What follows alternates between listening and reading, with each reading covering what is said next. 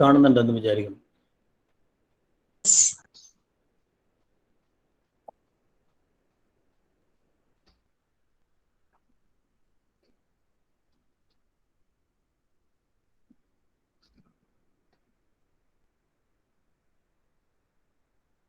കാണുന്നുണ്ടോ? കാണുന്നുണ്ട്. ചെറിയൊരു പ്രശ്നം എന്താണെന്ന് വെച്ചാൽ ആളുകൾ ഇടയ്ക്ക് വരുന്നത് അഡ്മിറ്റ് ചെയ്യേണ്ട ഒരു ആവശ്യം വരുന്നു. അതാണ് ഒരു കൺഫ്യൂഷൻ. ഓക്കെ,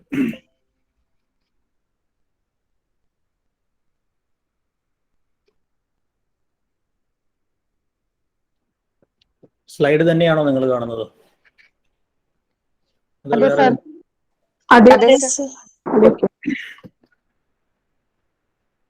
നമുക്ക് സ്റ്റാർട്ട് ചെയ്യാം. ഓക്കെ, അപ്പോൾ നമ്മളിന്ന് പ്രധാനമായിട്ടും ചർച്ച ചെയ്യുന്നത് ഈ ബ്ലൂം 1956 അവതരിപ്പിച്ചിട്ടുള്ള, ബ്ലൂം മാത്രമല്ല ബ്ലൂമിൻ്റെ കൂടെയുള്ള ചില സുഹൃത്തുക്കളൊക്കെ ചേർന്നിട്ടാണ്. ആക്ച്വലി ബോബിറ്റ്, നിങ്ങൾക്കത് BEdനൊക്കെ പഠിച്ചിട്ടുണ്ടായിരിക്കും.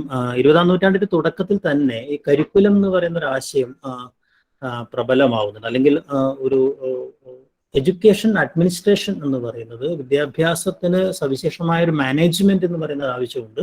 അല്ലെങ്കിൽ അതുമായി ബന്ധപ്പെട്ടൊരു ഭരണ സംവിധാനം, അല്ലെങ്കിൽ അക്കാദമികമായിട്ടുള്ള ചില യാഡ് സ്റ്റിക്സുകൾ വെക്കണം. പഴയ ഗുരുകുല സമ്പ്രദായത്തിൻ്റെ രീതിയിലല്ല, സിസ്റ്റമാറ്റിക് ആയിട്ടുള്ള ഒരു അപ്രോച്ച്, വളരെ വ്യവസ്ഥാപിതമായിട്ടുള്ള ഒരു ഘടനയും സിസ്റ്റമാറ്റിക് ആയിട്ടുള്ള ഒരു സമീപനവും ആവശ്യമുണ്ട് തുടങ്ങിയ ആശയങ്ങൾ ഉണ്ടാവുകയും അതിൻ്റെ അടിസ്ഥാനത്തിലാണ് ബോബിറ്റ് 1918 ഈ കരിക്കുലം എന്ന് പറയുന്ന അദ്ദേഹത്തിൻ്റെ പുസ്തകത്തിനകത്താണ് ഈ ഒരു എഡ്യൂക്കേഷൻ മാനേജ്മെന്റ് എന്ന് പറയുന്ന ഒരു ആശയം ഉണ്ടാവുന്നത്. അതായത് ഈ പറയുന്ന എന്താണ് അവിടെ നടക്കുന്ന ബോധനം എന്നതിന് കൃത്യമായ ഇൻസ്ട്രക്ഷൻസിന് കൃത്യമായ പ്ലാനിങ്ങുകളും അതിൻ്റെ ചില ഇവാലുവേഷൻ ടെക്നിക്കുകളും ഒക്കെ ആവശ്യമുണ്ട് തുടങ്ങിയ ആശയങ്ങളൊക്കെ ബോബിറ്റോട് കൂടിയാണ് ഉണ്ടാവുന്നത്. ബോബിറ്റ് ഉണ്ട്, അതുപോലെ തന്നെ സ്പെൻസർ, അതുപോലെ ടൈലർ, ഈ ബ്ലൂമിൻ്റെ ഗുരുവായിട്ടുള്ള ടൈലർ, അദ്ദേഹമാണ് ഈ സയന്റിഫിക് മാനേജ്മെന്റ് ഓഫ് എഡ്യൂക്കേഷൻ എന്നൊക്കെ പറയുന്ന വിദ്യാഭ്യാസത്തിൻ്റെ ഒരു മാനേജ്മെന്റ് എന്ന് പറയുന്നത്. വിദ്യാഭ്യാസം കൈകാര്യം ചെയ്യുന്നത് വളരെ ശാസ്ത്രീയമായിട്ടായിരിക്കണം, ചിട്ടപ്പെടുത്തിയ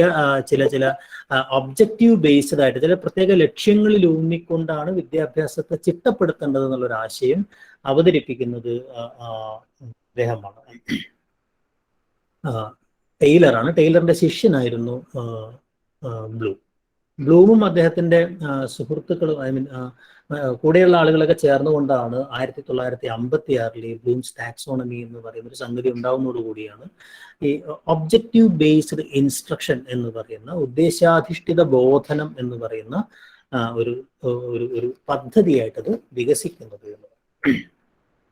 ഓക്കെ, അപ്പൊ എന്താണ് ഈ ഉദ്ദേശാധിഷ്ഠിത ബോധനം എന്ന് പറയുന്നത്, അല്ലെങ്കിൽ എന്താണ് ആ ഒരു മാറ്റം? നമ്മുടെ സാമ്പ്രദായികമായ പരമ്പരാഗത വിദ്യാഭ്യാസ പദ്ധതിയിൽ നിന്ന് ആധുനിക വിദ്യാഭ്യാസ പദ്ധതിയിലേക്ക് ഉണ്ടാകുന്ന ഈ മാറ്റം എന്താണ് എന്നുള്ളത് പ്രധാനമായിട്ട് സൂചിപ്പിക്കാം. അതിനുശേഷം 21-ാം നൂറ്റാണ്ടാവുമ്പോഴേക്കും ഔട്ട്കം ബേസ്ഡ് എഡ്യൂക്കേഷൻ, ഞാൻ നേരത്തെ പറഞ്ഞു, ഈ ഔട്ട്കം ബേസ്ഡ് എഡ്യൂക്കേഷനിലേക്കുള്ള ഒരു മാറ്റം പ്രധാനമായിട്ടും നമുക്കത് പറയാവുന്നത്, ഒന്ന്, പരമ്പരാഗത വിദ്യാഭ്യാസ രീതിയിൽ നിന്ന് മാറിക്കൊണ്ട് വ്യവസ്ഥാപിതമായ ആധുനികമായ ഒരു ബോധന തന്ത്രം, അതായത് ഈ പറയുന്ന പഠന പ്രവർത്തനത്തെ ആസൂത്രണം ചെയ്തുകൊണ്ട് സവിശേഷമായ ചില പഠന പദ്ധതികൾ ആവിഷ്കരിച്ചുകൊണ്ട് അതിന് മൂല്യനിർണ്ണയം നടത്തുക എന്നത് ക്ലാസ് റൂം എക്സ്പീരിയൻസിൻ്റെയും ഇവാലുവേഷൻ്റെയും അടിസ്ഥാനത്തിൽ ഒരു സവിശേഷമായ പഠന പദ്ധതിയുടെ ഉദ്ദേശ ലക്ഷ്യങ്ങൾ സാധിച്ചെടുക്കുക എന്ന് പറയുന്ന 3 തലം യഥാർത്ഥത്തിൽ ഈ ഒബ്ജക്റ്റീവ് ബേസ്ഡ് ഇൻസ്ട്രക്ഷന് ഉണ്ട് എന്ന് പറയാം. അതായത് ചില സവിശേഷമായ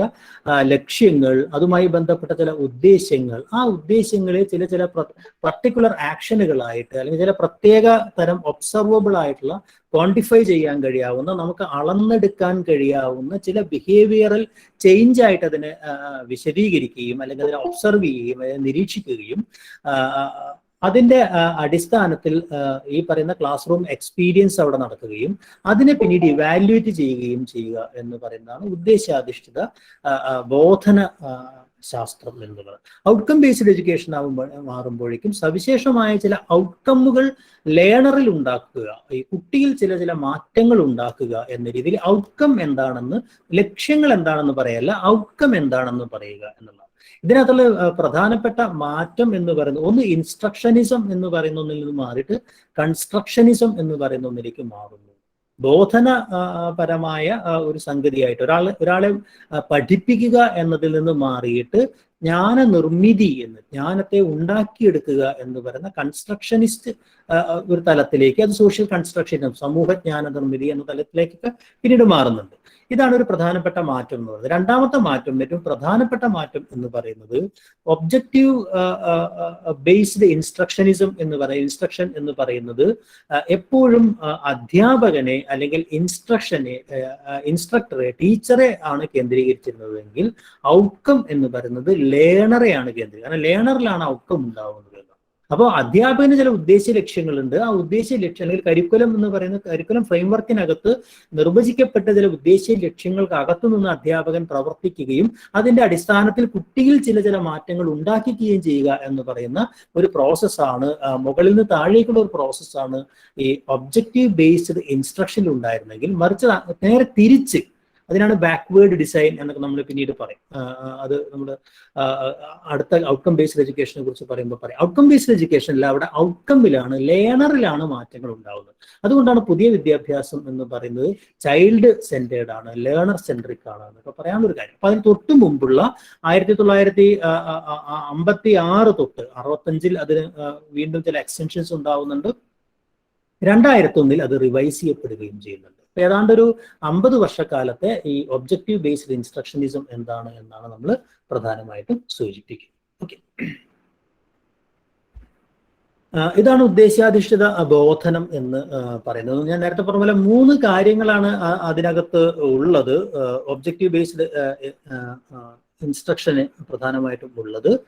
ഞാൻ നേരത്തെ പറഞ്ഞത് ഒരു ആധുനികമായ ഒരു ക്ലാസ് റൂം ഇൻസ്ട്രക്ഷൻ സംവിധാനമാണ്, അല്ലെ? പഴയ രീതിയിൽ നിന്ന് മാറിക്കൊണ്ട് അത് കുറെ കണ്ടന്റ് നൽകുക. അപ്പൊ നിങ്ങൾ ആദ്യകാലത്ത് നമ്മുടെ സിലബസുകളൊക്കെ നോക്കിക്കഴിഞ്ഞാൽ, കരിക്കുലം നോക്കിക്കഴിഞ്ഞാൽ, അല്ലെങ്കിൽ പഠന പദ്ധതി നോക്കിക്കഴിഞ്ഞാൽ ഒരു കാവ്യം മുഴുവൻ പഠിപ്പിക്കുക, അല്ലെങ്കിൽ ഒരു ഗ്രന്ഥം പഠിപ്പിക്കുക, അങ്ങനെ ആ ഒരു കണ്ടന്റ് അങ്ങ് ട്രാൻസാക്ട് ചെയ്യുക. ആ കണ്ടന്റിനെ അതിന്റെ ശ്ലോകമൊക്കെ അല്ലെങ്കിൽ അതിന്റെ അന്വയമൊക്കെ പറഞ്ഞുകൊണ്ട്, അതിന്റെ വ്യാകരണം പറഞ്ഞുകൊണ്ട്, അതിന്റെ അലങ്കാരം പറഞ്ഞുകൊണ്ട്, അതിന്റെ വിവക്ഷ പറഞ്ഞുകൊണ്ട്, അങ്ങനെ പറഞ്ഞു പോകുന്ന ഒരു രീതിയാണ്. അല്ലെങ്കിൽ പിന്നീട് നമ്മുടെ മിഷണറി കാലഘട്ടമൊക്കെ ആവുമ്പോഴേക്കും, അല്ലെങ്കിൽ മിഷണറി ബേസ്ഡ് ആയിട്ടുള്ള മോഡേൺ എഡ്യൂക്കേഷന്റെ ആദ്യ ഘട്ടത്തിൽ തന്നെ കുറെ പാഠഭാഗങ്ങൾ അവിടെ ഉണ്ടാവുന്നു. ആ പാഠഭാഗങ്ങളുമായി ബന്ധപ്പെട്ട് അതിന്റെ ചില ആസ്വാദനങ്ങൾ തയ്യാറാക്കുന്നു, അല്ലെങ്കിൽ അതിനെ ചില വിശകലനങ്ങൾ നടത്താൻ വേണ്ടി പറയുന്നു. പാരാഫ്രേസിങ്, പരാവർത്തനം ചെയ്യാൻ വേണ്ടി പറയുന്നു. അതിനകത്തുള്ള വ്യാകരണ കാര്യങ്ങൾ എന്താണെന്ന് കണ്ടുപിടിക്കാൻ പറയുന്നു. അതിനകത്തുള്ള ഈ പറയുന്ന എന്താ നമ്മൾ പറയാം, പൊയറ്റിക്സുമായി ബന്ധപ്പെട്ടുള്ള അതിനകത്തുള്ള അലങ്കാരവും വൃത്തവും ഒക്കെ കണ്ടുപിടിക്കാൻ പറയുന്നു. ഒരു ഘട്ടം കൂടെ കഴിഞ്ഞാൽ അത് ട്രാൻസ്ലേറ്റ് ചെയ്യാൻ ആവശ്യപ്പെടുന്നു. ഈ രീതിയിലാണ് ഗാർത്തുവൈറ്റിനെ പോലുള്ള ആളുകളൊക്കെ ആദ്യകാലത്ത് നമ്മുടെ ചോദ്യ പേപ്പറുകൾ തയ്യാറാക്കിയത് എന്ന് പറയാം. അപ്പൊ അത് മുഴുവൻ ഒരു കണ്ടന്റിനെ ബേസ് ചെയ്തുകൊണ്ട് കണ്ടന്റ് പ്രോസസ്സിങ്ങും കണ്ടന്റ് ട്രാൻസാക്ഷനുമാണ്, കണ്ടന്റ് ബേസ്ഡ് എഡ്യൂക്കേഷൻ ആയിരുന്നു ആദ്യകാലത്ത് ഉണ്ടായിരുന്നെങ്കിൽ, അതിന് പകരം കണ്ടന്റ് അല്ല പ്രധാനം, മറിച്ച് ലക്ഷ്യങ്ങളാണ്. ഏത് കോഴ്സിനകത്തായാലും, ഏത് പ്രോഗ്രാമിനകത്തായാലും, പ്രോഗ്രാം കോഴ്സ് എന്നുള്ള ആ കാലത്തുള്ള വാക്കുകളല്ല, അതൊക്കെ ഔട്ട്കം ബേസ്ഡ് എഡ്യൂക്കേഷനോ അല്ലെങ്കിൽ അതിനുശേഷം വരുന്ന ചോയ്സ് ബേസ്ഡ് എഡ്യൂക്കേഷൻ്റെ ഒക്കെ കാലഘട്ടത്തിലാണ് അത്തരം ചില വാക്കുകൾ ഉണ്ടാവുന്നത്. എന്തായാലും ഒരു പ്രത്യേക പഠന പദ്ധതിയുടെ ഭാഗമായിട്ട് ആ പഠന പദ്ധതിക്ക് ചില ഉദ്ദേശ്യ ലക്ഷ്യങ്ങൾ ഉണ്ടാവുന്നു. ആ ഉദ്ദേശ്യ ലക്ഷ്യങ്ങൾ സാധിച്ചെടുക്കുന്നതിന് വേണ്ടിയുള്ള കണ്ടന്റ് ഉണ്ടാവുന്നു. ഈ ഉദ്ദേശ്യ ലക്ഷ്യങ്ങളെ കേന്ദ്രീകരിച്ചുകൊണ്ട് ഈ കണ്ടന്റിന്റെ ട്രാൻസാക്ഷൻ അവിടെ നടത്തുന്നു. അപ്പൊ അവിടെ കണ്ടന്റ് അതേപോലെ കൊടുക്കുക എന്നല്ല, ആ കണ്ടന്റ് കൊടുക്കുന്നത് വഴി എന്താണോ ഉദ്ദേശിച്ചിട്ടുള്ളത് ആ ഉദ്ദേശ്യങ്ങൾ നടപ്പിലായിട്ടുണ്ടോ എന്ന് പരിശോധിക്കുക എന്ന രീതിയിലേക്ക് ഒരു വലിയ മാറ്റമാണ് ഈ പറയുന്ന ആധുനിക കാലഘട്ടത്തിൽ ഒബ്ജക്റ്റീവ് ബേസ്ഡ് ഇൻസ്ട്രക്ഷൻ ഉണ്ടാവുന്നത്. അപ്പൊ ഈ ഒബ്ജക്റ്റീവ് അല്ലെങ്കിൽ ഔട്ട്കം, നമ്മൾ പുതിയ കാലത്തിൽ പറഞ്ഞ ഔട്ട്കം എന്ന് പറയും, ഉദ്ദേശ്യം അല്ലെങ്കിൽ ഔട്ട്കം എന്ന് പറയും. അതോടൊപ്പം തന്നെ അതുമായി ബന്ധപ്പെട്ട് ക്ലാസ് റൂമിൽ ഒരു ചില ലേണിംഗ് എക്സ്പീരിയൻസുകൾ ഉണ്ടാക്കുക എന്നുള്ളതാണ്. അതായത് ലേണർക്കകത്ത് ചില മാറ്റങ്ങൾ അല്ലെങ്കിൽ ചില അനുഭവങ്ങൾ ഉണ്ടാക്കിക്കുകയും അതിനുശേഷം നമ്മൾ എന്ത് ചെയ്യുക, അയാൾ അതിനനുസരിച്ച് അല്ലെങ്കിൽ അവൾ അതിനനുസരിച്ച് പ്രതികരിക്കുകയും ആ പ്രതികരണങ്ങളുടെ വിലയിരുത്തിക്കൊണ്ട് അതിനൊരു ഇവാലുവേഷൻ സ്കീം ഉണ്ടാവുകയും അതിന്റെ അടിസ്ഥാനത്തിൽ ഉദ്ദേശ്യ ലക്ഷ്യങ്ങൾ അല്ലെങ്കിൽ ഈ പറയുന്ന ഒബ്സർവബിൾ ആയിട്ടുള്ള ഈ മാറ്റങ്ങൾ, ബിഹേവിയറൽ ചേഞ്ച് ആവാം, അല്ലെങ്കിൽ അറിവിനകത്തുണ്ടാകുന്ന വർധനവാവാം, അത് ക്വാണ്ടിഫയബിൾ ആയിട്ടുള്ള അളന്നെടുക്കാൻ കഴിയാവുന്ന മെഷറബിൾ ആയിട്ടുള്ള ചില സംഗതികൾ ഈ ലേണറിൽ ഉണ്ടാവുകയും അതിനെ അളന്നെടുത്തുകൊണ്ട് ഇത്ര ലക്ഷ്യങ്ങൾ സാധിച്ചിട്ടുണ്ട് എന്ന് എന്താ പറയുക ഉറപ്പിക്കുകയും ചെയ്യുന്ന ഒരു പദ്ധതിയാണ് ഉദ്ദേശാധിഷ്ഠിത. അപ്പൊ അതിനകത്ത് 3 തലങ്ങളാണുള്ളത്. അത് ആദ്യം ചില ഒബ്ജക്റ്റീവുകൾ തീരുമാനിക്കുന്നു. ഒബ്ജക്റ്റീവുകളും എയിമുകൾ ഉണ്ടാവും. എയിം, ഒബ്ജക്റ്റീവ്, സ്പെസിഫിക്കേഷൻ എന്ന് പറയുന്ന രീതിയും കാണാം. അപ്പൊ എയിംസ് ആൻഡ് ഒബ്ജക്റ്റീവ്സ് പറയുന്നു അല്ലെ, അതിനെ ചില സ്പെസിഫിക്കേഷൻസ് ആയിട്ട് നമ്മൾ വിശദീകരിക്കുന്നു. അത് കണ്ടന്റുമായി ബന്ധപ്പെടുത്തിയിട്ടാണ് നമ്മൾ അതിനെ ഓരോ ഒബ്ജക്റ്റീവിന്റെ ചില സ്പെസിഫിക്കേഷൻ, അതായത് കൃത്യമായിട്ട് നമുക്ക് ഒബ്സർവ് ചെയ്യാവുന്ന ഒരു പ്രത്യേക ഉദ്ദേശ്യത്തിന്റെ ഒരു പെരുമാറ്റ വ്യതിയാനം എന്ന രീതിയിൽ, അല്ലെങ്കിൽ അതിന്റെ ഒരു തെളിവ് എന്ന രീതിയിലാണ് ഈ സ്പെസിഫിക്കേഷൻ എന്ന് പറയുന്ന, സ്പഷ്ടീകരണം എന്നൊക്കെ പറയുന്ന അല്ലെ, അങ്ങനെയാണ് ബി.എഡിലൊക്കെ ഉപയോഗിക്കുന്നത്. സ്പഷ്ടീകരണം എന്ന് പറയുന്ന സാധനം ഉണ്ടാവും അല്ലെ. അപ്പൊ ആ ഒരു ലേണിംഗ് എക്സ്പീരിയൻസ് അവിടെ സംഭവിക്കുന്നു. അതിനെ ഒരു സവിശേഷമായ ഒരു മൂല്യനിർണ്ണയ ഉപാധി വെച്ചുകൊണ്ട് അളക്കുന്നു. ഇതാണ് ഉദ്ദേശ്യാധിഷ്ഠിത ബോധനത്തിന്റെ ഒരു പൊതു രീതി എന്ന് പറയുന്നത്. എന്താണ് ലക്ഷ്യം, എന്താണ് എയിംസ് അല്ലെങ്കിൽ ഒബ്ജക്റ്റീവ്സ് എന്ന് പറയും. മറ്റിടത്താണെങ്കിൽ ഔട്ട്കം ബേസ്ഡ് എഡ്യൂക്കേഷനിലാണെങ്കിൽ നമ്മൾ വിഷൻ ആൻഡ് മിഷൻ എന്ന് പറയുന്ന ഒരു സാധനം ആദ്യം ഉണ്ടാവുന്നു. ഒരു വിഷൻ ആൻഡ് മിഷൻ ഉണ്ടാവുന്നു. പിന്നെ അതിനുശേഷം ചില നമ്മൾ പ്രോഗ്രാം എഡ്യൂക്കേഷണൽ ഒബ്ജക്റ്റീവ്സ് എന്ന് പറയുന്ന ഒരു സാധനം ഉണ്ടാവുന്നു അതിന്റെ സെക്കൻഡ് ലെയറിൽ. ആ പ്രോഗ്രാം എഡ്യൂക്കേഷണൽ ഒബ്ജക്റ്റീവ്സുമായി ബന്ധപ്പെട്ട് പ്രോഗ്രാം ഔട്ട്കം ഉണ്ടാവുന്നു. ഈ രീതിയിലാണ് ഔട്ട്കം ബേസ്ഡ് എഡ്യൂക്കേഷൻ ഉണ്ടാവുന്നത്. അതായത് ചില വിഷൻ ആൻഡ് മിഷൻ ആദ്യം ഉണ്ടാവുന്നു. ഒരു സ്ഥാപനത്തിന് അല്ലെങ്കിൽ ഒരു പ്രത്യേക നിശ്ചിത വിദ്യാഭ്യാസ എന്താ പറയുക വ്യവസ്ഥയ്ക്ക് നിർവചിക്കപ്പെടുന്ന ദീർഘകാലത്തെ ചില വിഷനുകൾ ഉണ്ടാവുകയും ആ വിഷനിലേക്ക് എത്തുന്നതിന് വേണ്ടി ചില ടാസ്കുകൾ മുന്നോട്ട് വയ്ക്കുന്ന മിഷനുകൾ ഉണ്ടാവുകയും ഈ വിഷനെയും മിഷനെയും അടിസ്ഥാനമാക്കിയിട്ട് ചില എഡ്യൂക്കേഷണൽ ഒബ്ജക്റ്റീവുകൾ, പ്രോഗ്രാം എഡ്യൂക്കേഷൻ, അതായത് ഡിഗ്രി പഠിക്കുന്ന വിദ്യാർത്ഥി, 10ാം ക്ലാസ് കഴിയുന്ന വിദ്യാർത്ഥി, 8ാം ക്ലാസ് കഴിയുന്ന വിദ്യാർത്ഥിക്ക് ഇന്ന ചില ആട്രിബ്യൂട്ടുകൾ ഉണ്ടാവണം, ചില ഗുണങ്ങൾ, ചില ക്വാളിറ്റികൾ ഉണ്ടാവണം എന്ന് വിശദീകരിക്കുന്ന ഒരു സാധനമാണ് ഈ ഔട്ട്കം ബേസ്ഡ് എഡ്യൂക്കേഷനകത്ത് ഈ പറയുന്ന എഡ്യൂക്കേഷണൽ ഒബ്ജക്റ്റീവ്സ് എന്ന് അവർ പറയുന്നത്. ആ എഡ്യൂക്കേഷണൽ ഒബ്ജക്റ്റീവ്സിന്റെ അടിസ്ഥാനത്തിലാണ് ഓരോ ക്ലാസ്സുകളിലെയും ഔട്ട്കം നമ്മൾ തീരുമാനിക്കുന്നത്. ഓക്കെ, അതാണ് അതിന്റെ രീതിയെങ്കിൽ ഇവിടെ അതിൽ നിന്നും കൂടെ കുറച്ചുകൂടെ വെയ്ഗായിട്ടുള്ള, കുറച്ചുകൂടെ അമൂർത്തമായിട്ടുള്ള, കുറച്ചുകൂടെ എന്താ പറയാ സ്ഥൂലമായിട്ടുള്ള സങ്കല്പമാണ് ലക്ഷ്യം എന്നും ഉദ്ദേശ്യം എന്നും പറയുന്നത്. AIIMS and objectives. എന്താണ് എയിംസും ഒബ്ജക്റ്റീവ്സും തമ്മിലുള്ള ഒരു വ്യത്യാസം ഇതിനകത്ത് വിശദീകരിച്ചതുപോലെ, എയിംസ് എന്ന് പറയുന്നത് എന്താ പറയാ ചില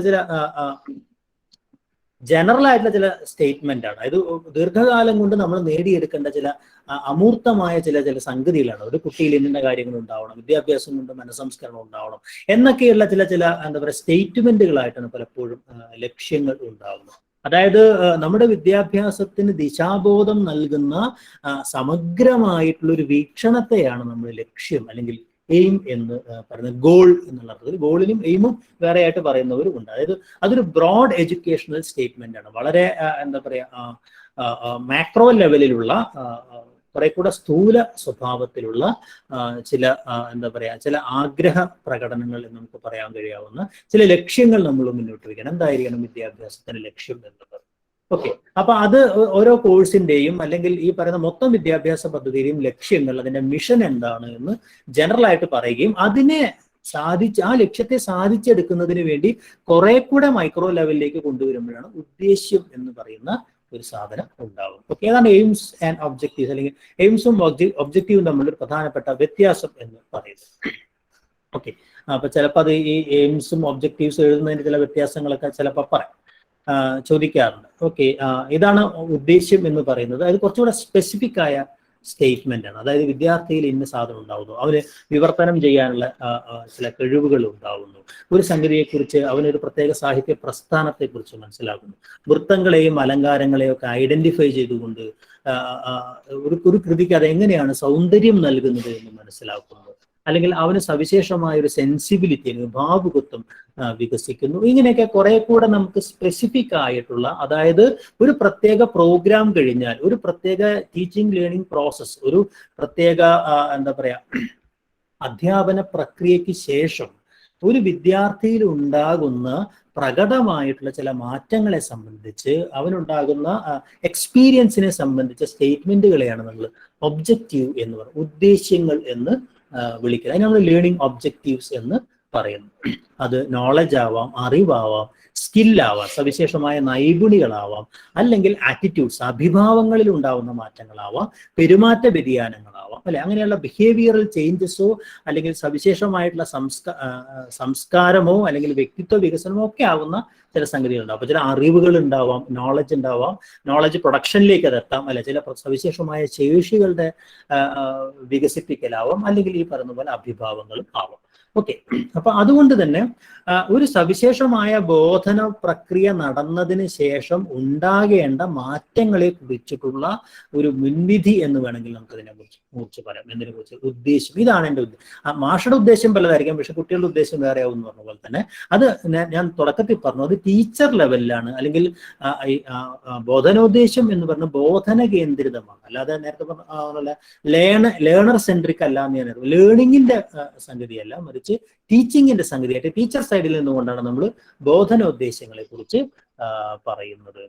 അപ്പൊ ഏത് ബോധനോദ്ദേശത്തിനും ഈ പറയുന്ന ചില എന്താ പറയാ ചില സംഗതികളുണ്ട്. അതായത് ഇപ്പോൾ ചില ഉദ്ദേശ്യങ്ങൾ ഉണ്ടെങ്കിൽ നമ്മൾ ആദ്യം എന്ത് തീരുമാനിക്കണം? ആ ഉദ്ദേശ്യം ഫിക്സ് ചെയ്യുന്നതിന് മുമ്പ് ഇത് ഞാൻ ആരോടാണ് ഇത് പറയുന്നത്, എൻ്റെ മുന്നിലിരിക്കുന്ന വിദ്യാർത്ഥി എന്താണ്, അവന്റെ ലെവൽ എന്താണ്, അത് ഒരു വിദ്യാർത്ഥിയാണോ, അവന്റെ ഗ്രൂപ്പ് എന്താണ്, ആ ക്ലാസിന്റെ സ്വഭാവം എന്താണ്, അതിന്റെ തന്നെ ചിലപ്പോൾ നമ്മൾ സബ് ഗ്രൂപ്പുകളാക്കുമ്പോൾ അതിന്റെ സ്വഭാവം എന്താണ്, ഇങ്ങനെ നമ്മുടെ ടാർഗറ്റ് ഗ്രൂപ്പ് എന്താണ് എന്ന് പറയുന്നത്, അതായത് പഠിതാവിനെ കുറിച്ചിട്ടുള്ള കൃത്യമായ സ്പെസിഫിക്കേഷൻസ് അവിടെ ഉണ്ടാവണം. ആ സ്പെസിഫിക്കേഷന്റെ അടിസ്ഥാനത്തിലാണ് നമ്മൾ ഉദ്ദേശം ചെയ്യേണ്ടത്, ഉദ്ദേശം നിർണ്ണയിക്കേണ്ടത് എന്നുള്ളത്. അതാണ് ഈ കുട്ടിയെ അറിയുക അല്ലെങ്കിൽ ലേണറെ അറിയുക എന്ന് പറയുന്ന ഒരു സംഗതി. അവിടെ സ്ലോ ലേണർ ഉണ്ടായിരിക്കാം, അല്ലെ, നമ്മൾ ഈ പറയുന്ന വളരെ സ്ലോ ആയിട്ട് പഠിക്കുന്ന മന്ദപഠിതാവ് എന്നൊക്കെ പണ്ട് വിളിച്ചിരുന്നു, ഒരു നല്ല ടേം അല്ലെങ്കിൽ കൂടി. അങ്ങനെയുള്ള അല്ലെങ്കിൽ ഫാസ്റ്റ് ലേണർ ഉണ്ടായിരിക്കാം, ആവറേജ് ഉണ്ടായിരിക്കാം. അപ്പൊ ഇതിന്റെ അടിസ്ഥാനത്തിലാണ് നമ്മളിത് നിർണ്ണയിക്കുന്നത് എന്ന് പറയും. അപ്പോൾ അതിന് ബോധനോദ്ദേശങ്ങളെ രൂപീകരിക്കുന്നതിന് ചില മാനദണ്ഡങ്ങളുണ്ട് എന്നാണ്. ഓക്കെ, അതായത് വിദ്യാഭ്യാസ ലക്ഷ്യങ്ങളിൽ നിന്ന് സവിശേഷം ആ ലക്ഷ്യങ്ങളെ അടിസ്ഥാനമാക്കി ഒരു പ്രത്യേക പഠന പ്രക്രിയയിൽ നമ്മൾ എന്താ പറയുക, അതിനകത്ത് സാധ്യമായിട്ടുള്ള ഉദ്ദേശ്യങ്ങളെയാണ് നമ്മൾ ഒബ്ജക്റ്റീവ്സ് എന്ന് വിളിക്കുന്നത്. ആ ഒബ്ജക്റ്റീവ്സ് നിർണ്ണയിക്കുന്നതിന് ചില മാനദണ്ഡങ്ങളുണ്ട് എന്നുള്ളതാണ്. ഓക്കെ, ആ മാനദണ്ഡങ്ങളുടെ അടിസ്ഥാനത്തിലാണ് ഈ പറയുന്ന ഉദ്ദേശ്യങ്ങളെ നമ്മൾ ചില സ്പെസിഫിക്കേഷൻസ്, കണ്ടന്റ് ബേസ്ഡ് ആയിട്ടുള്ള അങ്ങനെയാണ് നിങ്ങളൊക്കെ ലെസൺ പ്ലാനുകൾ എഴുതിയിട്ടുണ്ടാവുക എന്ന് നിങ്ങൾക്ക് എല്ലാവർക്കും അറിയാവുന്ന ഒരു കാര്യം. അതായത് നമുക്ക് വളരെ കൃത്യമായിട്ട് ഒബ്സർവ് ചെയ്യാവുന്ന, ക്വാണ്ടിഫൈ ചെയ്യാവുന്ന, മെഷർ ചെയ്യാൻ കഴിയാവുന്ന ഉദ്ദേശ്യത്തിന്റെ ഒരു ചെറു കണികയാണ് നമ്മൾ എന്താ പറയുക സ്പഷ്ടീകരണം എന്ന് വിളിക്കുന്നത്. അല്ലെ, act of identifying something precisely or of stating A precise requirement എന്ന് പറഞ്ഞാൽ കുട്ടിയിലുണ്ടാവുന്ന സവിശേഷമായിട്ടുള്ള ഒരു മാറ്റം, ഇന്നൊരു കാര്യത്തെക്കുറിച്ച് കുട്ടി തിരിച്ചറിയുന്നു, ഇന്ന അലങ്കാരമാണെന്ന് തന്നെ പറയുന്നു. അങ്ങനെ നമ്മൾ ഏറ്റവും മൈക്രോ ലെവലിലാണ് സ്പഷ്ടീകരണം വരുന്നത്. അല്ലെ, ഇന്നൊരു സന്ധി എന്താണെന്ന് കുട്ടി തിരിച്ചറിയുന്നു എന്ന രീതിയിലേക്ക് നമ്മളതിനെ ഏറ്റവും ചെറു കഷ്ണങ്ങളാക്കിയിട്ടാണ് നമ്മൾ ഒരൊറ്റ ലേണിംഗ് പ്രോസസ്സിൽ നിന്ന്, അല്ലെങ്കിൽ ഞാൻ ഒരൊറ്റ ആശയം ആ ക്ലാസ്സിൽ അവതരിപ്പിക്കുമ്പോൾ, ഒരു വർക്ക് കൊടുക്കുമ്പോൾ ആ വർക്കിൽ നിന്ന് ആ കുട്ടിയിൽ ഉണ്ടാകേണ്ട ഒരു സംഗതി എന്താണ്, ഒരു ലേണിംഗ് എക്സ്പീരിയൻസ് കൊടുക്കുമ്പോൾ ആ എക്സ്പീരിയൻസിനോട് എങ്ങനെയാണ് കുട്ടി പ്രതികരിച്ചത് എന്നത് കൂടിയാണ് പ്രതികരിക്കുന്നത്, അല്ലെങ്കിൽ പ്രതികരിക്കേണ്ടത് എന്താണ് എൻ്റെ സ്പഷ്ടീകരണമായിട്ട് പറയുന്നത്. Okay, it tells us what the people will do or how they behave if they realize an objective. അല്ലെ, ആ ലക്ഷ്യങ്ങൾക്ക് അനുസരിച്ച് അത് തിരിച്ചറിഞ്ഞുകൊണ്ട് ആ കുട്ടി എങ്ങനെയാണ് ബിഹേവ് ചെയ്യേണ്ടത്, ഒരു കുട്ടി എങ്ങനെയാണ് പെരുമാറേണ്ടത്. ഇപ്പൊ നമ്മൾ നേരത്തെ പറഞ്ഞതുപോലെ ഗാന്ധിജിയെ കുറിച്ചുള്ള ഒരു പാഠം അല്ലെങ്കിൽ സവിശേഷമായ നമ്മളൊരു സംസ്കാരത്തെ ആ കുട്ടിയിൽ എത്തിക്കണമെന്ന് നമ്മൾ വിചാരിക്കുന്ന ഒരു കണ്ടന്റ് കൊടുത്തു കഴിഞ്ഞാൽ ആ കണ്ടന്റ് എന്താണെന്ന് മനസ്സിലാക്കുകയല്ല, മറിച്ച് ആ കണ്ടന്റിനകത്തുള്ള തത്വം എന്താണ്, അല്ലെങ്കിൽ ദർശനം എന്താണ്, ജീവിതത്തിന്റെ കാഴ്ചപ്പാട് എന്താണ്, അത് അവന്റെ സ്വഭാവ രൂപീകരണത്തിലേക്ക് എത്തിക്കുക എന്ന രീതിയിൽ ആവുമ്പോഴാണ് ഈ സ്പഷ്ടീകരണം എന്ന് പറയുന്ന സംഗതി ഉണ്ടാകുന്നത്. ഓക്കെ, ഇതാണ് എയിംസും ഒബ്ജക്റ്റീവ്സും അതുപോലെ തന്നെ സ്പെസിഫിക്കേഷനും തമ്മിലുള്ള ഒരു പ്രധാനപ്പെട്ട മാറ്റം എന്ന് പറയും. ഓക്കെ, ബ്ലൂംസ് ടാക്സോണമിയിലേക്ക് വന്നു കഴിഞ്ഞാൽ മറ്റത് ഒരുപാട് വിശദീകരിച്ച് പറയേണ്ട ആവശ്യമില്ല, എന്തൊക്കെയാണ് ഈ ഒബ്ജക്റ്റീവ്സ് ലക്ഷ്യമാക്കുന്നത് എന്നല്ല. നമ്മൾ ക്ലാസ് റൂം അറ്റ്മോസ്ഫിയർ അവിടെ പ്രധാനമാണ്, ആ ക്ലാസ്സിന്റെ സൈസ് അവിടെ പ്രധാനമാണ്, അതുപോലെ തന്നെ എന്തൊക്കെ ഇവാലുവേഷൻ സിസ്റ്റമാണ് നമ്മൾ അതിനെ വെക്കുന്നത് എന്നുള്ള പ്രധാനമാണ്. ഇതിൻ്റെയൊക്കെ അടിസ്ഥാനത്തിൽ മാത്രമല്ല ഈ ബോധന പ്രക്രിയയ്ക്ക് ആവശ്യമായ ഉപകരണങ്ങളുടെയും അതിൻ്റെ എന്താ പറയുക സംവിധാനത്തിൻ്റെയും ഒക്കെ പര്യാപ്തത അടക്കം വച്ചുകൊണ്ടാണ് നമ്മൾ ഈ പറയുന്ന ഉദ്ദേശ്യങ്ങൾ വെക്കുന്നത്, അല്ലെങ്കിൽ ഉദ്ദേശ്യങ്ങൾ വെക്കുന്നതിന്റെ മാനദണ്ഡം എന്ന് സാമാന്യമായിട്ട് പറഞ്ഞു. എന്തായാലും ബ്ലൂംസ് ഡൊമൈൻസ് ഓഫ് ലേണിംഗ് പ്രധാനമായിട്ടും 3 എണ്ണമാണെന്ന് നിങ്ങൾക്കറിയാം. 1956 അദ്ദേഹം ഈ പറയുന്ന ബ്ലൂംസ് ടാക്സോണമി അല്ലെങ്കിൽ വർഗീകരണം എന്ന് പറയുന്ന ഒരു സങ്കല്പം അദ്ദേഹം കൊണ്ടുവരുന്നത് ബൗദ്ധിക തലം അല്ലെങ്കിൽ വൈജ്ഞാനിക തലം, വൈകാരിക തലം, ശാരീരിക ചലനപര തലം, സൈക്കോമോട്ടോർ ഡൊമൈൻ എന്ന് പറയുന്ന 3 ഡൊമൈനുകളായിട്ട് അദ്ദേഹം ഈ നമ്മുടെ ഈ ലേണിംഗ് പ്രോസസ്സിനെ അതിനകത്ത് നടക്കുന്ന പ്രക്രിയകളെ ശാസ്ത്രീയമായിട്ട് 3 മണ്ഡലത്തിൽ അദ്ദേഹം നടക്കുന്നു. ഈ 3 മണ്ഡലം ഒരുമിച്ച് അദ്ദേഹം സത്യത്തിൽ പറയുന്നില്ല. ഏറ്റവും ആദ്യം അദ്ദേഹം കൊഗ്നിറ്റീവ് ഡൊമൈനെ കുറിച്ചാണ് കൂടുതലായിട്ടും വിശദീകരിക്കുന്നത്. പിന്നീടാണ് അദ്ദേഹവും അദ്ദേഹത്തിന്റെ സുഹൃത്തുക്കളും പിന്നീട് വന്ന ആളുകളൊക്കെയാണ് ഈ അഫക്റ്റീവ് ഡൊമൈനെ കുറിച്ചും സൈക്കോ മോട്ടോർ ഡൊമൈനെ കുറിച്ചും ഒക്കെ പറയുന്നത്. ഓക്കെ, എന്തായാലും ഈ 3 ഡൊമൈനാണ് പ്രധാനമായിട്ടും ഉള്ളത്. ഞാൻ എൻ്റെ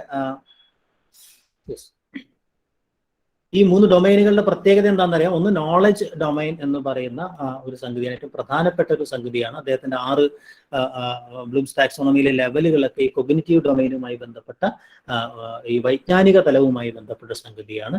കുറെ കൂടെ ഇന്ദ്രിയ പരമായിട്ടുള്ള അല്ലെങ്കിൽ കുറെ കൂടെ മാനസിക പരമായിട്ടുള്ള വൈകാരിക തലം എന്ന് വിളിക്കാവുന്ന ഒരു സംഗതിയാണ് അഫക്റ്റീവ് ഡൊമൈൻ എന്ന് പറയുന്ന ഒരു സംഗതി, അല്ലെ. മറ്റേതാകട്ടെ ഈ പറഞ്ഞ പോലെ നാഡി പേശി ചലനങ്ങളെയൊക്കെ കേന്ദ്രീകരിച്ചു കൊണ്ടുള്ള നമ്മുടെ മൊത്തം ബിഹേവിയറും അതുപോലെ തന്നെ ആക്ഷനുമായി ബന്ധപ്പെട്ട സംഗതിയാണ്. ഫിസിക്കൽ ഡൊമൈനാണ്. സൈക്കോമോട്ടോർ സ്കില്ലുകളെയാണ് നമ്മൾ സൈക്കോമോട്ടോർ ഡൊമൈൻ എന്ന് പറയുന്നത്. ഈ 3 തലത്തിലാണ് ബ്ലൂം ഈ പറയുന്ന എന്താ പറയുക വർഗീകരണം അദ്ദേഹത്തിന്റെ ഈ ടീച്ചിങ് ലേണിംഗ് പ്രോസസ്സിനകത്ത് നടക്കേണ്ട പ്രധാനപ്പെട്ട എന്താ പറയുക ഉദ്ദേശ്യങ്ങൾ അല്ലെങ്കിൽ മാറ്റങ്ങളെ കുറിച്ചുള്ള പല ലെവലുകളെ കുറിച്ചുള്ള അദ്ദേഹത്തിന്റെ എന്താ പറയുക സിദ്ധാന്തങ്ങൾ ഉള്ളത്. ഏറ്റവും പ്രധാന കൊഗ്നിറ്റീവ് ഡൊമൈനിലെ 6 കാര്യങ്ങളാണ് എന്ന് നമുക്കറിയാം. ഓക്കെ, എന്താണ് ബൗദ്ധിക തലം എന്ന് പറഞ്ഞാൽ? ഓക്കെ, അല്ലെങ്കിൽ ഈ പറയുന്ന വൈജ്ഞാനിക തലം എന്ന് പറയുന്ന ഒരു കാര്യം, അതായത് അറിവിന്റെയോ അല്ലെങ്കിൽ ബുദ്ധിയുടെയോ ഒരു പ്രവർത്തന മണ്ഡലമായിട്ടാണ് നമ്മൾ പലപ്പോഴും ഈ പറയുന്ന നമ്മൾ നേടുന്ന അറിവിനെ ഏറ്റവും ശരിയായ സന്ദർഭത്തിൽ ഉപയോഗിക്കാനുള്ള അറിവ് അല്ലെങ്കിൽ ഉപയോഗിക്കാനുള്ള പ്രാവീണ്യം എന്ന് പറയുന്ന ഒരു സംഗതിയാണ്. ബുദ്ധിപരമായ ഒരു മേഖലയാണ് നമ്മൾ വൈജ്ഞാനിക തലം എന്ന് പറയുന്നത്. ഇന്റലക്ച്വൽ ആസ്പെക്ട് ഓഫ് കൊഗ്നിഷൻ എന്ന് പറയുന്ന ഒരു കാര്യം, അതായത് sensation, perception and application of knowledge എന്ന് പറയുന്നത്. ഒരു കാര്യത്തെ തിരിച്ചറിയുക, ഒരു അറിവുണ്ടാവുക, ആ അറിവ് ഗ്രഹിക്കുക, അല്ലെ. അറിവിന്റെയും ഗ്രഹണത്തിന്റെയും അടിസ്ഥാനത്തിൽ എന്താ പറയാ ചില ബോധന തന്ത്രങ്ങളുടെ ഭാഗമായിട്ട് അറിവ് ഉണ്ടാവുകയും ഈ അറിവിൽ നിന്ന് ചില എന്താ പറയുക ജ്ഞാനം ഉണ്ടാവുകയും ഈ ജ്ഞാനത്തെ സവിശേഷമായ അവബോധമായിട്ട് വികസിപ്പിക്കുകയും അതിന് ജീവിതത്തിന്റെ ഏറ്റവും ഉചിതമായ സാഹചര്യങ്ങളിൽ പ്രയോഗിക്കാനുള്ളൊരു ശേഷി ഉണ്ടാവുകയും ചെയ്യുന്ന ഒരു വലിയ പ്രോസസ്സിന്റെ അല്ലെങ്കിൽ അതിന്റെ തുടർച്ചയിൽ തന്നെ പുതിയ അറിവിനെ ഉൽപ്പാദിപ്പിക്കാനുള്ള ഒരു ശേഷിയിലേക്ക് വരെ എത്തുന്ന പല പല ലെവലുകളായിട്ടാണ്, പ്രധാനമായിട്ട് 6 ലെവലുകളായിട്ടാണ് ബ്ലൂം അതിനെക്കുറിച്ച് പറയുന്നത്. അപ്പൊ സെൻസേഷൻ, പെർസെപ്ഷൻ, സെൻസേഷൻ എന്ന് പറഞ്ഞാൽ കേവലമായ ഒരു ഇന്ദ്രിയ അനുഭവമാണ്. അതിൽ നിന്ന് ചില അവബോധ രൂപീകരണമാണ് പെർസെപ്ഷൻ എന്ന് നമ്മൾ പറയുന്ന ഒരു സംഗതി ഉണ്ടാവുന്നു. അതിന്റെ ഭാഗമായിട്ടാണ് കൺസെപ്ച്വലൈസേഷൻ എന്ന് പറയുന്ന ആശയ രൂപീകരണം എന്ന് പറയുന്ന ഒരു തലം ഉണ്ടാവുന്നത്. അതിന്റെ തുടർച്ചയിലാണ് ഈ പറയുന്ന അപഗ്രഥന ശേഷിയും സംഘാടന ശേഷിയും അല്ലെങ്കിൽ ഉഗ്രഥന ശേഷിയും അതോടൊപ്പം തന്നെ അതിൻ്റെ ഉള്ള ഒരു പ്രയോഗ നൈപുണിയും ഉണ്ടാവുന്നത്. ഇത് മുഴുവൻ ഈ വൈജ്ഞാനിക തലവുമായി ബന്ധപ്പെട്ട കാര്യങ്ങളാണ്. ഓക്കെ, അതിന്റെ വിശദാംശങ്ങളിലേക്ക് വരാം. അതിന്റെ ഹൈറാർക്കിയെ കുറിച്ച് പറഞ്ഞാൽ അത് ഇന്റലക്ച്വൽ ആസ്പെക്ട് ആണെന്ന് ഞാൻ പറഞ്ഞു കഴിഞ്ഞു. ഓക്കെ, ഇതാണ് പ്രധാനമായിട്ടും ബ്ലൂമിന്റെ ആദ്യത്തെ ഈ പറഞ്ഞ ബോട്ടം ടു ടോപ്പ് എന്ന് പറയുന്ന രീതിയിൽ സിമ്പിൾ ടു കോംപ്ലക്സ് എന്ന് പറയുന്ന ഒരു ഘടനയിൽ ഒരു എന്താ പറയാ റോക്കറ്റിനെയൊക്കെ പറയുകയാണ്. ഇതിൽ ഏറ്റവും താഴെ ബോട്ടം ലെവലും ഉണ്ട്, ഹയർ ലെവലും ഉണ്ട്. സിമ്പിൾ അല്ലെങ്കിൽ ലോവർ ഡൊമൈനും ഉണ്ട്, ഹയർ ഡൊമൈനും ഉണ്ട് എന്ന് പറയാം. ടോപ്പ് ലെവലും ഉണ്ട്, ബോട്ടം ലെവലും ഉണ്ട്. അതിൽ ബോട്ടം ലെവൽ എന്ന് പറയുമ്പോൾ അത് കേവലം അറിവ് എന്നൊക്കെ പറയാം, ഇൻഫർമേഷൻ അല്ലെങ്കിൽ നോളജ് ഒരു ഉപയോഗിക്കുന്ന വാക്ക് നോളജ് എന്നാണ്. അപ്പൊ നോളജ് എന്ന് പറയുന്ന ഏറ്റവും കുറഞ്ഞ ഒരു ശേഷിയിൽ നിന്ന് ഇവാലുവേഷൻ എന്നൊക്കെ പറയുന്ന വിലയിരുത്താനുള്ള അല്ലെങ്കിൽ മൂല്യനിർണ്ണയം നടത്താനുള്ള ഒരു ശേഷിയിലേക്ക് വരെ എത്തുന്ന എന്താ പറയുക കുറെ കൂടെ സങ്കീർണമായിട്ടുള്ള കുറെ കൂടെ ഉയർന്ന ഒരു ശേഷിയിലേക്കുള്ള ഒരു വികാസ പഥമാണ്. അവന്റെ ഭൗതിക തലത്തിലുള്ള ഒരു വികാസ പഥത്തെയാണ് 6 ലെയറുകളിലായിട്ട് അദ്ദേഹം വിശദീകരിക്കുന്നത് എന്ന് പറയും. അപ്പൊ അത് ക്രമാനുഗതമായ ഒരു വികാസമായിട്ട് അതിനെക്കുറിച്ച് പറയാം. അതിൽ ഏറ്റവും താഴത്തെ ലെവൽ എന്ന് പറയുന്നത് നോളജ് അല്ലെങ്കിൽ അറിവ് എന്ന് പറയുന്ന ഏറ്റവും പ്രിമിറ്റീവ് ആയിട്ടുള്ള ഏറ്റവും താഴത്തെ ആയിട്ടുള്ള, അതുകൊണ്ട് നമുക്ക് അതിനകത്ത് നമ്മൾ വാല്യൂ പോയിന്റുകളൊക്കെ കൊടുക്കുന്ന സമയത്ത് നമ്മൾ വെയിറ്റേജ് കൊടുക്കുന്ന സമയത്ത് വളരെ കുറഞ്ഞ വെയിറ്റേജ് ആണ് കൊടുക്കുന്നത്, അല്ലെ. കേവലം ഇൻഫർമേഷൻ മാത്രമാണ് അവിടെ സംഭവിക്കുന്നത്, അറിവ് മാത്രമാണ് ഉണ്ടാവുന്നത്. അതായത് ഒരു ചില പ്രത്യേക കാര്യങ്ങൾ എന്താണെന്നറിയുന്നു. ഉദാഹരണമായിട്ട് നമ്മളിപ്പോൾ ഒരു ഭാഷയിലാണെന്നുണ്ടെങ്കിൽ നമ്മൾ നാമം എന്താണെന്ന്, പദം എന്താണ്, ക്രിയ എന്താണ്, ഇന്നതാണ്, ഒന്നിന്റെ നിർവചനം എന്താണ്, ആരാണിത് കണ്ടുപിടിച്ചത്, അല്ലെങ്കിൽ എന്താണ് ഇതിന്റെ സ്ഥലം, എവിടെയാണ് ഇതിന്റെ തലസ്ഥാനം എന്നൊക്കെയുള്ള നമ്മളെ അങ്ങനെയുള്ള കുറേ കാര്യങ്ങൾ, എഴുത്തുകാരൻ അയാൾക്ക് കിട്ടിയ അവാർഡുകൾ, കൃതികൾ, ഇന്നതാണ്, എന്താണ് അലങ്കാരം, അതിന്റെ ലക്ഷണം എന്താണ്, അതിന്റെ ഇങ്ങനെയൊക്കെയുള്ള എന്താ പറയാ അറിവുകളെയാണ് നമ്മൾ എന്താ പറയാ ഈ സ്പെസിഫിക് നോളജ് എന്ന് വേണമെങ്കിൽ പറയാം. ഈ അറിവുകളെയാണ് നമ്മൾ ഇപ്പൊ പുതിയ കാലത്ത്, ഡിജിറ്റൽ ടെക്നോളജിയുടെ കാലത്ത് അങ്ങനെ പറയാറുണ്ട്. പുതിയ കാലത്ത് ഈ നോളജ് എന്ന് പറയുന്ന സങ്കല്പം തന്നെ പുനർനിർണ്ണയിക്കുകയാണെന്നൊക്കെ പുതിയ കാലത്ത് സിദ്ധാന്തങ്ങളുണ്ട്. അതായത് നമ്മൾ നേരത്തെ അറിവുകൾ എന്ന് പറഞ്ഞ പല സംഗതികളും ഇപ്പോൾ മനുഷ്യന്റെ അറിവുകളല്ല, അല്ലെങ്കിൽ മനുഷ്യൻ കൊണ്ടു നടക്കുന്ന അറിവുകളല്ല എന്നും, അതൊക്കെ നമ്മൾ ഈ പറയുന്ന ഇപ്പൊ നേരത്തെ പറഞ്ഞ പോലെ കൊല്ലങ്ങളുടെ പേര്, ആരാണിത് കണ്ടുപിടിച്ചത്, അല്ലെങ്കിൽ ഇന്നതാളാണ് എന്നൊക്കെ നമുക്ക് വളരെ വിത്തിൻ സെക്കൻഡ്സ് നമുക്കൊന്ന് ഗൂഗിൾ ചെയ്ത് നോക്കാവുന്ന, അല്ലെങ്കിൽ വെറുതെ ഒന്ന് സെർച്ച് ചെയ്ത് കണ്ടുപിടിക്കാവുന്ന ഈ അറിവുകളെ മുഴുവൻ കാണാതെ പഠിച്ചു വെക്കുക എന്ന് പറയുന്നത്, അല്ലെങ്കിൽ അത് മനുഷ്യന്റെ തലച്ചോറിൽ സംഭരിക്കേണ്ട ഒരു അറിവല്ല എന്നും, മനുഷ്യന്റെ തലച്ചോറിന്റെ ആ സംഭരണ ശേഷിക്ക് അനുസരിച്ച് പല കാര്യങ്ങളും ഇതിനൊക്കെ നമുക്ക് ഔട്ടർ സ്റ്റോറേജ് സ്പേസിലേക്ക് കൊടുക്കാവുന്നതാണെന്നുള്ള സിദ്ധാന്തങ്ങൾ ഉണ്ടാവുന്നത്. അപ്പൊ ഇന്ന് അറിവ് എന്ന് പറഞ്ഞാൽ നമ്മുടെ തലയ്ക്കകത്തുള്ള അറിവുകൾ മാത്രമല്ല, എനിക്ക് ആവശ്യമുള്ള അറിവുകൾ. അതായത് ഇപ്പോൾ നമുക്ക് എത്ര ഫോൺ നമ്പർ അറിയാം? ഇപ്പൊ പുതിയ കാലത്ത്, നേരത്തെയൊക്കെ ആണെങ്കിൽ നമുക്ക് 100 കണക്കിന് ഫോൺ നമ്പർ അറിയുന്ന ആളുകൾ വരെ ഉണ്ടായിരുന്നു. അങ്ങനെ ഫോൺ നമ്പറുകൾ കാണാതെ പറയുന്നവന് അവന് ഭയങ്കര അറിവുണ്ട് എന്ന് നമ്മൾ പറയാം. കുറെ കൊല്ലങ്ങൾ പറയുന്നു, അങ്ങനെ കാര്യങ്ങൾ അവനൊരുപാട് അറിവുണ്ട് എന്നാണ് പറയുന്നത്, അല്ലെ. പക്ഷെ അവൻ ഈ ആലോചിച്ച് പറയുന്നതിന് മുമ്പ് തന്നെ ഇതൊന്നും അറിയാത്ത ഒരാൾക്ക് വളരെ സിമ്പിൾ ആയിട്ട് ഈ ഒരു അറിവ് കിട്ടുന്നുണ്ടെങ്കിൽ പിന്നെ അറിവിന് പ്രത്യേകിച്ച് പ്രയോജനമൊന്നും അവിടെ ഉണ്ടാവുന്നില്ല. അപ്പൊ അവിടെ ഉണ്ടാവേണ്ട അറിവ്, തനിക്ക് വേണ്ട അറിവ് എവിടെ നിന്ന് കിട്ടുന്നു എന്നുള്ള അറിവ്, ഇതാണ് പുതിയ കാലത്ത്. ഏത് സ്ഥലത്ത് നിന്നാണ്, അല്ലെങ്കിൽ എങ്ങനെയാണ് അറിവ് നേടിയെടുക്കേണ്ടത് എന്ന് പറയുന്നത്, അത് നമ്മൾ ഡിജിറ്റൽ ലിറ്ററസി എന്നൊക്കെ പറഞ്ഞ ചില സംഗതികൾ ഉണ്ടാവും, അല്ലെ. അങ്ങനെ പുതിയ ചില സാക്ഷരതയൊക്കെ അവിടെ ഉണ്ടാവും. അപ്പൊ തനിക്ക് ആവശ്യമുള്ള അറിവ് എവിടെ നിന്ന് കിട്ടുന്നു എന്നുള്ള അറിവ് കൂടിയാണ് പ്രധാനം, അല്ലാതെ എല്ലാ അറിവുകളെയും സംഭരിച്ചു വെക്കുന്നതല്ല പുതിയ കാലത്തെ അറിവ് എന്ന് പറയുന്നത്, അല്ല. അപ്പൊ ഞാൻ അതിന് തൊട്ട് മുമ്പുള്ള ഒരു കാലത്തെ സംഗതിയാണ് പറയുന്നത്. ഈ സ്പെസിഫിക് ഫാക്റ്റുകളെ, അല്ലെങ്കിൽ ടെർമിനോളജി നോളജ് എന്ന് പറയുന്നത്, അല്ലെ, കുറെ സാങ്കേതികം, ഇന്നതിന്റെ നിർവചനം എഴുതുക, ഇന്നതിനുള്ള സാങ്കേതിക പദം എഴുതുക, ഇന്നതിന് ഉപയോഗിക്കുന്ന വാക്യം എന്താണ്, അല്ലെങ്കിൽ അദ്ദേഹത്തിന്റെ സങ്കല്പം എന്താണ്, അത് നിർവചിക്കുക തുടങ്ങിയ നമ്മുടെ പല ചോദ്യങ്ങളും ഈ പറയുന്ന എന്താണ് അറിവുമായി ബന്ധപ്പെട്ട നോളജ് ലെവലിൽ നമ്മുടെ ക്വസ്റ്റ്യൻ പേപ്പറുകൾ നോക്കിക്കഴിഞ്ഞാൽ ഏറ്റവും കൂടുതൽ കാണുക ഈ നോളജ്. പക്ഷെ അത് ഏറ്റവും ലോവർ ഡൊമൈനിലുള്ള ഒരു സംഗതിയാണ്. കാരണം ഈ അറിവ് സ്പൂൺ ഫീഡിങ്ങിന്റെ ഭാഗമായി നടക്കണം. ഈ അറിവ് പരിശോധന ആകരുത് പരീക്ഷ എന്നൊക്കെ പറയുന്നതിന്റെ അതൊക്കെ പ്രകാശം വിശദീകരിച്ചിട്ടായിരിക്കും. അപ്പൊ അതാണ് ഈ അറിവുമായി ബന്ധപ്പെട്ട ഒരു സംഗതി. അതായത് ഈ knowledge of ways and means of dealing with specific knowledge എന്ന് പറയുന്നത്, അതായത് ഒരു അറിവുണ്ടാവുകയും അറിവിനെ എങ്ങനെ ഉപയോഗിക്കണം എന്ന് പറയുന്ന ഒരു അറിവ്. ഇതെല്ലാം ചേർന്ന് നമ്മൾ നോളജ് എന്ന് പറയുന്നത്. അത് ചിലപ്പോൾ ക്ലാസിഫിക്കേഷൻ ആയിരിക്കാം, കാറ്റഗറൈസേഷൻ ആയിരിക്കാം, അല്ലെങ്കിൽ സിമ്പിൾ ഇൻഫർമേഷനുകളായിരിക്കാം, നേരത്തെ പറഞ്ഞ പോലെ ഡെഫിനിഷൻസ് ആയിരിക്കാം, ടെർമിനോളജി ആയിരിക്കാം, അല്ലെ. ഇതിനെയാണ് നമ്മൾ അറിവ് എന്ന് അല്ലെങ്കിൽ നോളജ് എന്ന് പറയുന്ന ഒരു ഡൊമൈനിൽ നമ്മൾ. ഓക്കെ, അതോടൊപ്പം തന്നെ ചിലപ്പോൾ ചില പ്രസ്ഥാനങ്ങൾ, അല്ലെ, ചില പ്രവണതകളെ കുറിച്ച്, ഇപ്പൊ കാൽപ്പനിക പ്രസ്ഥാനത്തെ കുറിച്ച് ഒരു പാരഗ്രാഫ് എഴുതാൻ പറഞ്ഞാൽ, അല്ലെങ്കിൽ നമ്മൾ എഴുത്തച്ഛന്റെ കാലം എന്നൊക്കെ പറഞ്ഞ നമ്മൾ അറിവ് മാത്രമാണ്. മറ്റു പലരും പറഞ്ഞു വെച്ച കാലങ്ങളെ നമ്മൾ വർദ്ധിച്ചുള്ള ഒരു വെറും അറിവിന്റെ ലെവലിലാണ് ആ സാധനമൊക്കെ ഉണ്ടാവുന്നത്. അപ്പൊ ചരിത്രത്തെക്കുറിച്ച് ചരിത്രബോധം എന്ന് പറയുന്നത്, സാഹിത്യ ചരിത്രബോധം എന്ന് പറയുന്നത്, വർഗീകരണം എന്ന് പറഞ്ഞത്, ഉദാഹരണമായിട്ട് അലങ്കാരങ്ങൾ എങ്ങനെയൊക്കെ വർഗീകരിക്കും, വൃത്തത്തെ എങ്ങനെയൊക്കെയാണ് ചെയ്യുന്നത്, ശബ്ദാലങ്കാരവും അർത്ഥാലങ്കാരവും തമ്മിലുള്ള വ്യത്യാസം എന്ത്, അല്ലെ, അല്ലെങ്കിൽ സവിശേഷമായ കാലങ്ങൾ എന്തൊക്കെയാണ്. അപ്പോൾ പ്രാചീന മധ്യകാലം എന്ന് പറഞ്ഞാൽ എന്താണ്, അല്ലെ, അല്ലെങ്കിൽ പ്രാചീന ജമ്പുവും മറ്റേ ജമ്പുവും തമ്മിലുള്ള വ്യത്യാസം എന്താണ്, ഇങ്ങനെയൊക്കെ കുറേ അറിവുകൾ നമ്മൾ നമ്മുടെ പഠനത്തിന്റെ കാലത്ത് നമ്മൾ ഉണ്ടായിട്ടുണ്ട്. അപ്പൊ അങ്ങനെയുള്ള ഇതിനെയാണ് നമ്മൾ നോളജ് എന്ന് പറയുന്നത്. അതോടൊപ്പം തന്നെ യൂണിവേഴ്സൽ ആയിട്ടുള്ള അറിവുകളും knowledge of principles and generalisations എന്ന് പറയും, അല്ലെ, അല്ലെങ്കിൽ സവിശേഷമായ ചില സിദ്ധാന്തങ്ങൾ, ചില സ്ട്രക്ചറുകളെ കുറിച്ചുള്ള അറിവ്, അല്ലെ. ഇതിനൊക്കെ നമുക്ക് ഇപ്പൊ ഉദാഹരണമായിട്ട് വാക്യത്തിന്റെ ഘടന എന്താണ് എന്നുള്ളൊരു ചോദ്യമാണെന്ന് വിചാരിക്കും, അല്ലെ. അപ്പൊ പറയാം നാമവും ക്രിയയും ചേർന്നാണ് വാക്യം ഉണ്ടാവുന്നത്, അല്ലെ. അത് ഈ പറഞ്ഞ ഘടനയെ കുറിച്ചിട്ടുള്ള ഒരു അറിവാണ് എന്ന്.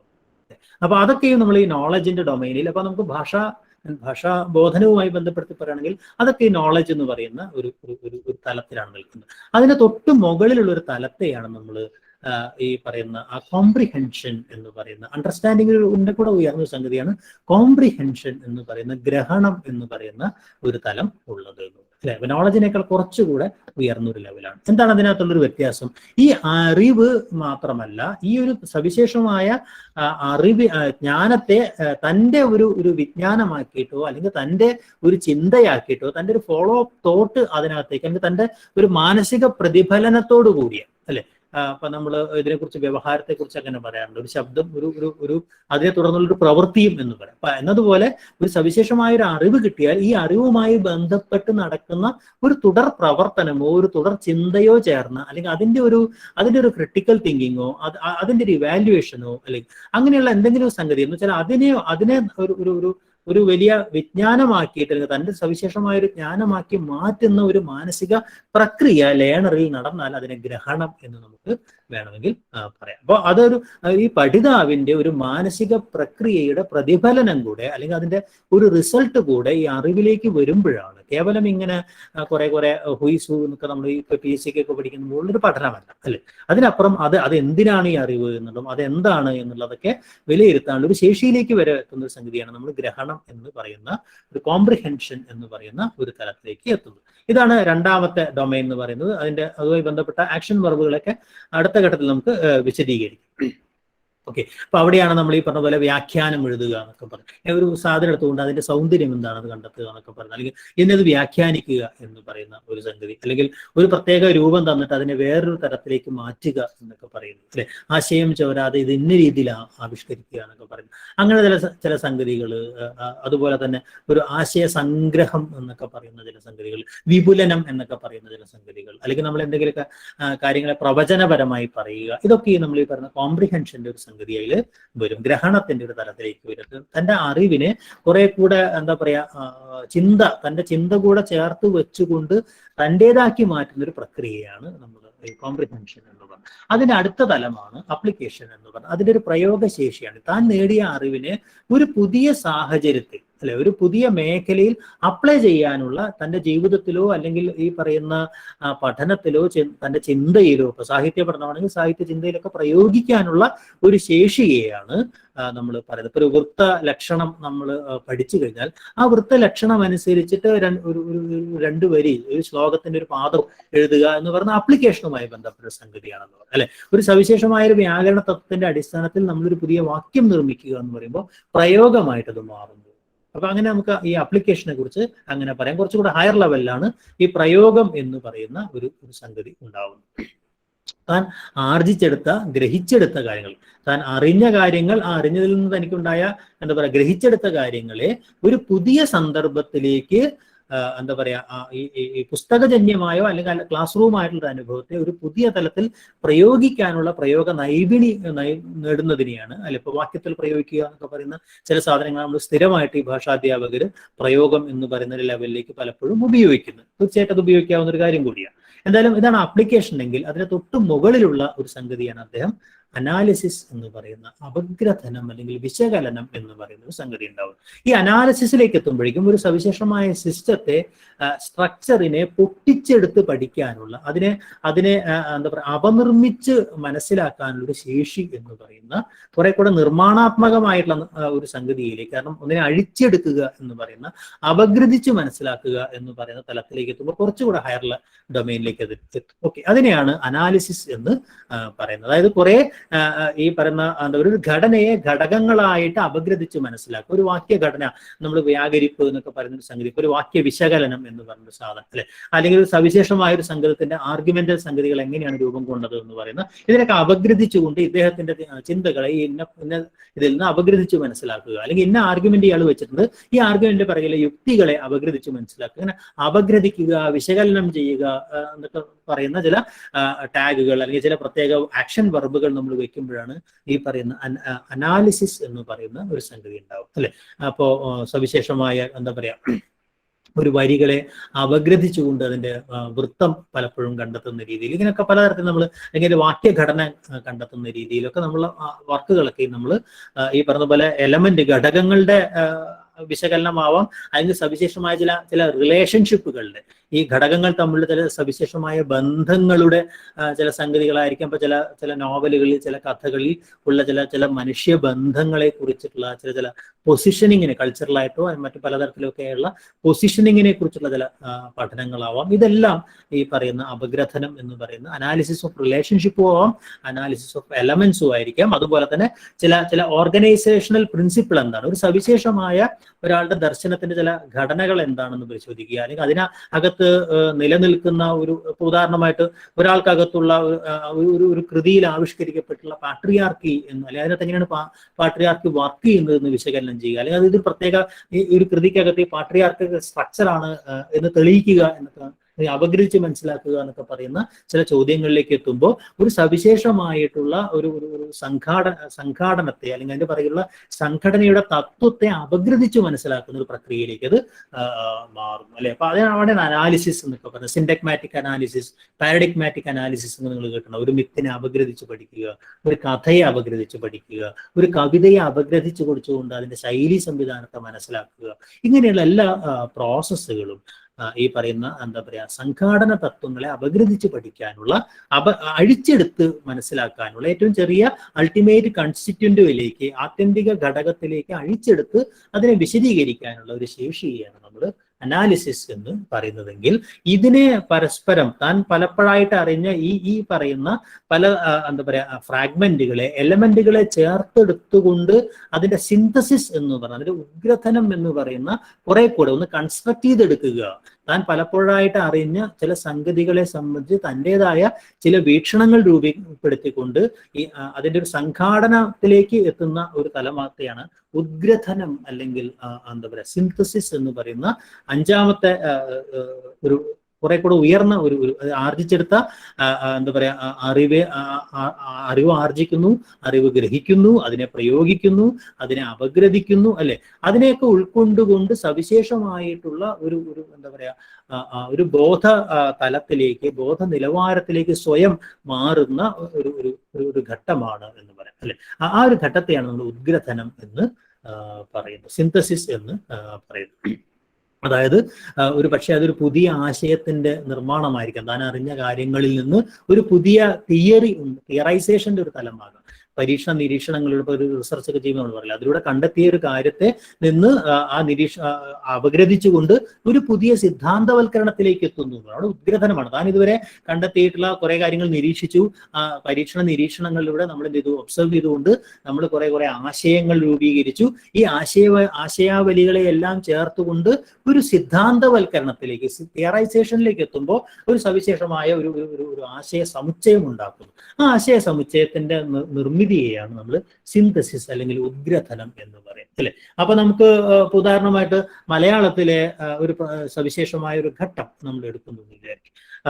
ഇപ്പോൾ ആധുനികത എന്ന് പറയുന്ന 60കളിലെ അത്യന്താധുനികത എന്നൊക്കെ വിളിക്കപ്പെടുന്ന ഒരു ഘട്ടത്തിലെ കുറച്ച് കൃതികളെ നമ്മൾ എടുത്തുകൊണ്ട്, ഒരു 4 കഥകളെ എടുത്തുകൊണ്ട് ഈ മലയാളത്തിലെ അത്യന്താധുനികതയുടെ സ്വഭാവം ഇന്നതാണെന്ന്, പ്രവണതകൾ ഇന്നതാണെന്ന് എന്താ പറയാ ഒന്ന് സംഗ്രഹിച്ച് പറയാൻ, ഉദ്ഗ്രഥിച്ച് പറയുന്ന രീതിയെ അവിടെ നിന്നാണ് അവിടെ ഉദ്ഗ്രഥനം എന്ന് പറയുന്നത്. അപ്പോൾ കാക്കനാടന്റെയോ അല്ലെങ്കിൽ സേതുവിന്റെയോ അല്ലെങ്കിൽ ആ കാലഘട്ടത്തിൽ ഉണ്ടായിട്ടുള്ള മറ്റേതെങ്കിലും എഴുത്തുകാർ, ആനന്ദിന്റെയോ അല്ലെങ്കിൽ ടി.ആറിന്റെയോ, ഇങ്ങനെ 3-4 പേരുടെ കഥകൾ എടുത്തുകൊണ്ട് ഈ കഥകളിൽ പൊതുവായി കാണുന്ന ചില പ്രവണതകളെ ചേർത്തെടുത്ത് അതിനെ അപഗ്രഥിച്ചെടുത്തുകൊണ്ട് അവയെ സംഗ്രഹിച്ച് ഇതാണ് ഇവിടുത്തെ ഒരു അത്യന്താധുനികതയുടെ ഒരു പൊതുഭാവുകത്വ പരിസരം എന്ന ഒരു ആശയത്തെ നമ്മൾ നിർമ്മിച്ചെടുക്കുന്ന തലത്തിലേക്ക് എത്തുമ്പോൾ ഈ പറയുന്ന ഒരു പുതിയ ആശയവിനിമയത്തിൽ, ആശയത്തിന്റെ production of A unique communication അല്ലെങ്കിൽ യൂണിക് നോളജ് ആയിട്ട് അത് മാറുന്നു. അതിനെയാണ് നമ്മൾ, അല്ലെങ്കിൽ പ്രൊഡക്ഷൻ ഓഫ് എ പ്ലാൻ ആയിട്ട് മാറുന്നു, ഒരു പദ്ധതിയായിട്ട് ചിലപ്പോൾ അത് മാറാം, അല്ലെങ്കിൽ ഒരു പുതിയ ചില കിൻഷിപ്പ് റിലേഷൻഷിപ്പ് ഒക്കെ കണ്ടുപിടിക്കുന്നത് പോലെ, അല്ലെങ്കിൽ പുതിയ ചില സെറ്റ്സ് ഓഫ് അബ്സ്ട്രാക്ട് റിലേഷൻസിന്, അമൂർത്തമായ ചില ബന്ധങ്ങളെയൊക്കെ പലപ്പോഴും കണ്ടെത്തുന്നത് പോലെ ചില പുതിയ ബന്ധങ്ങളെ കണ്ടെത്തുന്നതായിരിക്കാം. ഇതൊക്കെയും നമ്മൾ ഈ പറഞ്ഞ സിന്തസിസിന്റെ ഭാഗമായിട്ട് അതൊരു പുതിയ അറിവ് തന്നെയാണ് എന്ന് പറയും. അതിൻ്റെയും ഹയർ ലെവലിലായിരുന്നു ബ്ലൂം ഈ പറയുന്ന ഇവാല്യുവേഷൻ എന്ന് പറയുന്ന, താൻ നേടിയെടുത്ത അറിവുകളുടെ അടിസ്ഥാനത്തിലുള്ള ഒരു വിമർശാത്മക ചിന്ത എന്നൊക്കെ നമ്മൾ പുതിയ കാലത്തിൽ പറയുന്ന ഈ തൻ്റെ അറിവിൽ നിന്നുകൊണ്ട് ഒരു കാര്യത്തെ വിധിക്കാനുള്ള അയാളുടെ ശേഷിയുന്നു.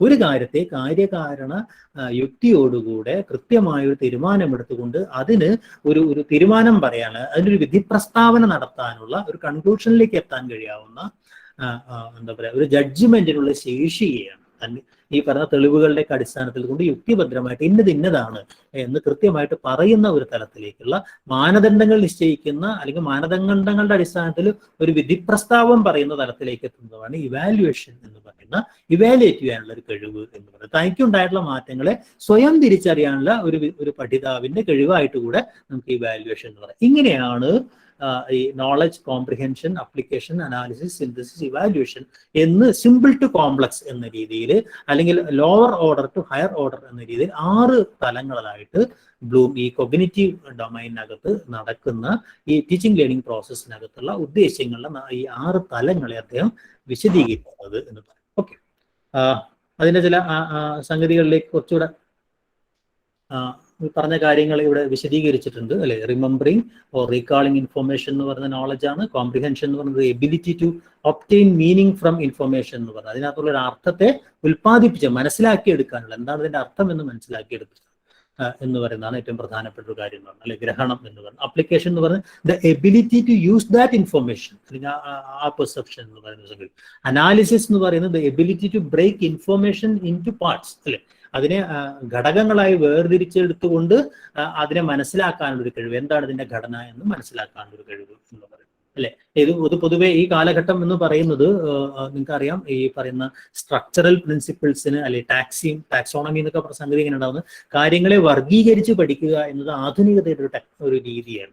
എല്ലാറ്റിനെയും ക്ലാസിഫൈ ചെയ്തുകൊണ്ട് കാറ്റഗറൈസ് ചെയ്തുകൊണ്ട് ഈ സ്ട്രക്ചർ അടിസ്ഥാനത്തിൽ പഠിച്ചെടുക്കുക എന്ന് പറഞ്ഞ് സ്ട്രക്ചറൽ അനാലിസിസ് എന്നൊക്കെ പറയുന്നത് ഈ കാലഘട്ടത്തിന്റെ പ്രധാനപ്പെട്ട അതിനെ സയന്റിഫിക് മെത്തേഡ് എന്നവരെ ആ കാലഘട്ടത്തിൽ വിളിച്ചിരുന്നു. അപ്പൊ ആ ഒരു കാലഘട്ടത്തിൽ സിദ്ധാന്തം എന്ന രീതിയിലാണ് ഈ അനാലിസിസ് അല്ലെങ്കിൽ സിന്തസിസ് പോലുള്ള കാര്യങ്ങളൊക്കെ ഹയർ ലെവലിൽ പറയുന്നത്. ഒരു കാര്യത്തെ പൊട്ടിച്ച് പഠിക്കാനുള്ള കഴിവ് എന്നുള്ളത്, അതിനെ കൂട്ടിച്ചേർക്കാനുമുള്ള ഒരു കഴിവ്. Synthesis the ability to put materials together to create something new, ഒരു പുതിയ ഒന്നിനെ ഉണ്ടാക്കിയെടുക്കും അല്ലെ.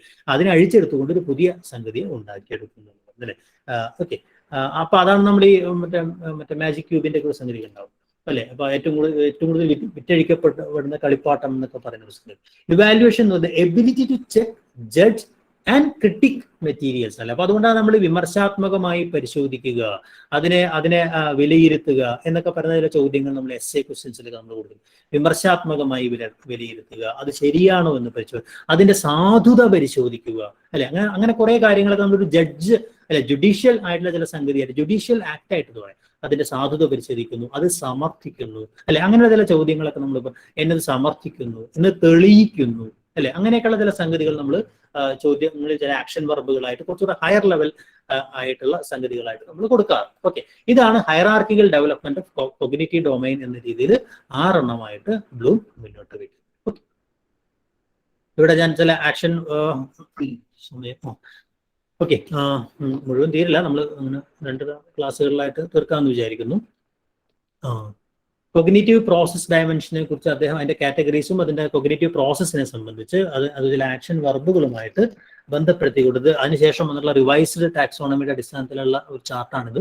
റിവൈസ്ഡ് ടാക്സോണമി ഇതിന്റെ തുടർച്ചയിൽ ഞാൻ പറയാം. അവിടെ ഉണ്ടായുള്ള മാറ്റം നിങ്ങൾക്ക് ശ്രദ്ധിച്ച് കാണാൻ കഴിയും. അത് ഇവാലുവേറ്റ് എന്ന് പറയുന്ന ഒരു സംഗതി അല്ലെ. നേരത്തെ ഏറ്റവും ഹയർ ലെവലിൽ ഇവാലുവേഷൻ എന്ന് പറയുന്നത് ആയിരുന്നു ഏറ്റവും വിലയിരുത്തൽ എന്ന് പറയുന്ന മൂല്യനിർണ്ണയം എന്ന് പറയുന്നതായിരുന്നു ബ്ലൂമിന്റെ ആദ്യത്തെ ബ്ലൂംസ് ടാക്സോണമിയിൽ ഉയർന്ന തലത്തിലുണ്ട്, ഏറ്റവും ടോപ്പ് ഡൊമൈനിൽ ഉണ്ടായിരുന്നെങ്കിൽ അത് മാറിയിട്ട് അതിന്റെ സെക്കൻഡ് ലെവലിലേക്ക് വരികയും സെക്കൻഡ് ലെവലിൽ ഉണ്ടായിരുന്ന സിന്തസിസ് എന്ന് പറയുന്നത് ക്രിയേറ്റ് എന്ന രീതിയിൽ അല്ലെ നിർമ്മാണം എന്ന് പറയുന്ന തലത്തിലേക്ക് അല്ലെങ്കിൽ സർഗാത്മക സൃഷ്ടി പ്രക്രിയ എന്നുള്ള തലത്തിലേക്ക് ക്രിയേറ്റ് എന്ന് പറയുന്ന ഒന്നായിട്ട് മാറുകയും ചെയ്യുന്നു. ഇതാണ് ഈ 2 എന്താ പറയാ ആ ലെവലുകൾ അല്ലെങ്കിൽ ആ 2 പടികൾ അങ്ങോട്ടും ഇങ്ങോട്ടും മാറിയതാണ് ഈ പറയുന്ന പിൽക്കാലത്തുണ്ടായ മാറ്റം എന്ന് പറയാം. ഓക്കെ, അവിടെയുള്ള ആക്ഷൻ വർബുകളിൽ നിന്നും പക്ഷെ കാര്യമായ മാറ്റം നമുക്ക് പറയേണ്ടതില്ല. ഈ പറഞ്ഞതുപോലെ ഒരു കാര്യത്തെ തിരിച്ചറിയുന്നു, ഒന്നിനെ ലിസ്റ്റ് ചെയ്യുന്നു അല്ലെ. അപ്പൊ നമ്മൾ സാധാരണ ഈ ആക്ഷൻ വർബ് വരുന്ന ക്വസ്റ്റ്യനുകളൊക്കെ അല്ലെ അതിനെ എന്താ പറയാ പട്ടിക നൽകുക, അതിനെ വിവരിക്കുക, പിന്നെ അതിനെ തിരിച്ചറിയുക അല്ലെ, അതിന് ഓർത്തെടുക്കുക, അല്ലെങ്കിൽ അതിന് അതിന് എന്താ പറയാ തിരിച്ചറിയുക എന്ന് പറഞ്ഞാൽ അതിനൊരു പേര് കൊടുക്കുക എന്ന് പറഞ്ഞാൽ അതിനെ ലൊക്കേറ്റ് ചെയ്യുക എന്ന് പറഞ്ഞാൽ ഫൈൻഡ് എന്നത് തെറ്റുള്ള കണ്ടുപിടിക്കുക എന്നൊക്കെ പറഞ്ഞു അതിനെ പരസ്പരം റിലേറ്റ് ചെയ്യുക അല്ലെങ്കിൽ അതുമായി ചേരുംപടി ചേർക്കുക എന്നൊക്കെ പറയുന്നു അല്ലെ. ഇതിനെ കുറിച്ച് എഴുതുക, ഡെഫിനിഷൻസ് എഴുതുക, ഇങ്ങനെയുള്ളതൊക്കെ കേവലം എന്താ പറയാ റിമെമ്പർ എന്നൊക്കെ പറയുന്ന നോളജ് ലെവലുള്ള എന്താ പറയാ ആക്ഷൻ വർബുകളാണെങ്കിൽ കൂടുതൽ ആക്ഷൻ വെർബുകളെ കുറിച്ച് നമുക്ക് അവസാനം ഡിസ്കസ് ചെയ്യുകയും അതുമായി ബന്ധപ്പെട്ട ചോദ്യങ്ങളിൽ നമുക്ക് പറയാം. അണ്ടർസ്റ്റാൻഡ് എന്ന് പറയുന്നിടത്ത് ഇന്റർപ്രറ്റ് ചെയ്യുക എന്ന് പറയുന്ന സംഗതി അല്ലെ, ഇന്റർപ്രിട്ടേഷൻസ് എന്ന് പറയുന്നത് വ്യാഖ്യാനിക്കുക എന്നൊക്കെ പറഞ്ഞാൽ സമ്മറി സംഗ്രഹിച്ചെടുക്കുക എന്ന് പറയുന്നത്, അതിനൊരു ഔട്ട്ലൈൻ കൊടുക്കുക, പാരഫ്രൈസിങ് പരാവർത്തനം എന്ന് പറയുന്നത്, താരതമ്യം ചെയ്യുക കമ്പയറിംഗ് എന്ന് പറയുന്നത്, എക്സ്പ്ലനേഷൻ വിശദീകരിക്കുക എന്ന് പറയുന്നത്, എക്സംപ്ലിഫൈ ചെയ്യുക ചർച്ച ചെയ്യുക അല്ലെങ്കിൽ പ്രെഡിക്റ്റ് ചെയ്യുക അല്ലെങ്കിൽ റിവ്യൂ ചെയ്യുക, ഒരു തരം എന്താ പറയാ പുനരവലോകനം ചെയ്യുക എന്നൊക്കെ പറയുന്നത്, ഇതൊക്കെ അണ്ടർസ്റ്റാൻഡിങ് എന്ന് പറയുന്നതുമായി ബന്ധപ്പെടുത്തി നമുക്ക് പറയാവുന്ന ചില ആക്ഷനുകളാണ്. അത്തരം ആക്ഷൻ വെർബുകളാണ്. അപ്പോൾ ഒരു ക്വസ്റ്റ്യൻ എഴുതുന്ന സമയത്ത് നമ്മൾ ഇത്തരം വെർബുകൾ അവിടെ വരികയാണെങ്കിൽ അത് ഇന്ന ലെവലിലായിട്ട് നമ്മൾ തീരുമാനിക്കുന്നു. ആ ലെവലിലാണ് നമ്മൾ അത്തരം സംഗതികൾ ചെയ്യുന്നത് നമുക്കറിയാം അല്ലെ. ആപ്ലിക്കേഷൻ ലെവലിലാണെങ്കിൽ implement, carry out, use, execute, complete, classify, illustrate, solve, apply, ഇങ്ങനെയുള്ള ഒരുപാട് വേറെയും ക്രിയകൾ അവിടെ ഉപയോഗിക്കാറുണ്ട്. ഇങ്ങനെയുള്ള ഏതെങ്കിലും ക്രിയകളായിട്ട് അല്ലെങ്കിൽ വാക്യത്തിൽ പ്രയോഗിക്കുക എന്നൊക്കെ നമ്മൾ പറയുന്നത് അത് അപ്ലൈ എന്ന് പറഞ്ഞ സംഗതിയാണെങ്കിൽ, അപഗ്രഥനത്തിനാണെങ്കിൽ compare, examine, explain, organise, deconstruct, analyse, structure, integrate, categorise, investigate എന്നൊക്കെ പറഞ്ഞ സംഗതിയാണ്. കുറച്ചുകൂടെ ഹയർ ലെവലിൽ അനലൈസ് ആണെങ്കിൽ ഈ സിന്തസിസുമായി ബന്ധപ്പെട്ടാണ് design, construct, imagine, plan, produce, invent, device, make, compose എന്നൊക്കെ പറഞ്ഞ സംഗതികൾ അല്ലെ.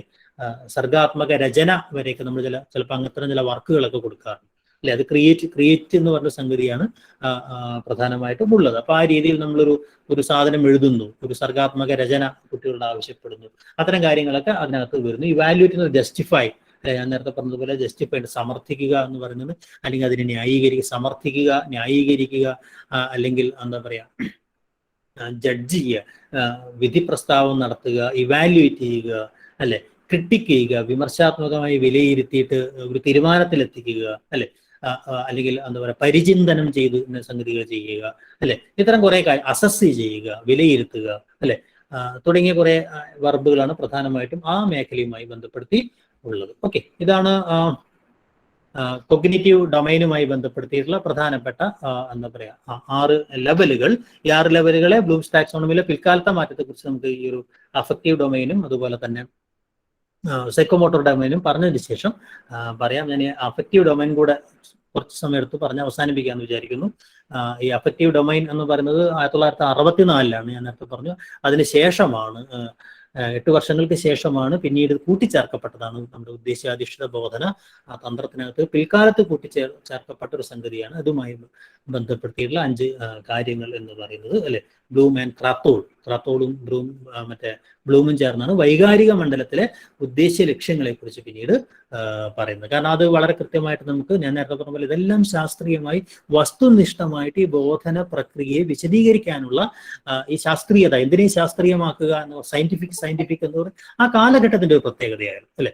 പക്ഷെ അതുകൊണ്ട് തന്നെ വൈകാരികമായിട്ടുള്ള പ്രവർത്തനങ്ങൾ അല്ലെങ്കിൽ പ്രതികരണങ്ങളെ അങ്ങനെ ക്വാണ്ടിഫൈ ചെയ്യാൻ മെഷറബിൾ ആയിട്ടുള്ള അല്ലെങ്കിൽ കൃത്യമായിട്ട് നമുക്ക് അളന്നെടുക്കാൻ കഴിയാത്തത് കൊണ്ട് തന്നെ, വസ്തുനിഷ്ഠമായി നമുക്ക് മനസ്സിലാക്കാൻ കഴിയാത്തത് കൊണ്ട് തന്നെ ആദ്യകാലത്ത് അവരതിനെ ഭാഗമാക്കിയിരുന്നില്ല. പക്ഷെ വിദ്യാഭ്യാസ പ്രക്രിയയിൽ അത് നടക്കുന്നുണ്ട് എന്നുള്ളത് കൊണ്ട് തന്നെ ഇത്തരം ചില മനോഭാവങ്ങൾക്കും മൂല്യങ്ങൾക്കും വൈകാരികമായിട്ടുള്ള ചില സംതൃപ്തികൾക്കും അല്ലെങ്കിൽ വൈകാരിക പ്രതികരണങ്ങൾക്കും താല്പര്യങ്ങൾക്കും പഠിതാവിന്റെ താല്പര്യങ്ങൾക്കും ഈ ബോധന പ്രക്രിയയിലുള്ള ഒരു പ്രാധാന്യത്തെ കണക്കിലെടുത്തുകൊണ്ടാണ് പിൽക്കാലത്ത് അവർ അഫക്റ്റീവ് ഡൊമൈൻ എന്ന് പറയുന്ന വൈകാരിക തലം അല്ലെങ്കിൽ വൈകാരിക മണ്ഡലം എന്ന് പറയുന്ന ഒന്നിനെ കുറിച്ച് അവർ പറഞ്ഞു അല്ലെ. അത് ഈ പറഞ്ഞതുപോലെ ഹൃദയം അല്ലെങ്കിൽ മനസ്സ് തമ്മിലൊരു ബന്ധം, അതിന്റെ മാനസിക സംസ്കരണം എന്ന് പറയുന്നത് മാനസിക പ്രക്രിയ കൂടി അതിനകത്ത് ചില മൂല്യനിർദ്ധാരണം എന്ന് പറയുന്നത്, അതോടൊപ്പം തന്നെ ഈ പറയുന്ന എന്താ പറയാ മൂല്യങ്ങൾ ആർജിച്ചെടുക്കുക, സവിശേഷമായ വ്യക്തിത്വ വികാസം നേടുക, ഇതൊക്കെ വിദ്യാഭ്യാസത്തിന്റെ ഉദ്ദേശ്യ ലക്ഷ്യങ്ങളിലേക്ക് നിർവചിക്കപ്പെടുന്നതോടുകൂടെ അത് ഈ പറയുന്ന വൈകാരിക തലത്തിലേക്ക് മാറുകയും ചെയ്തു.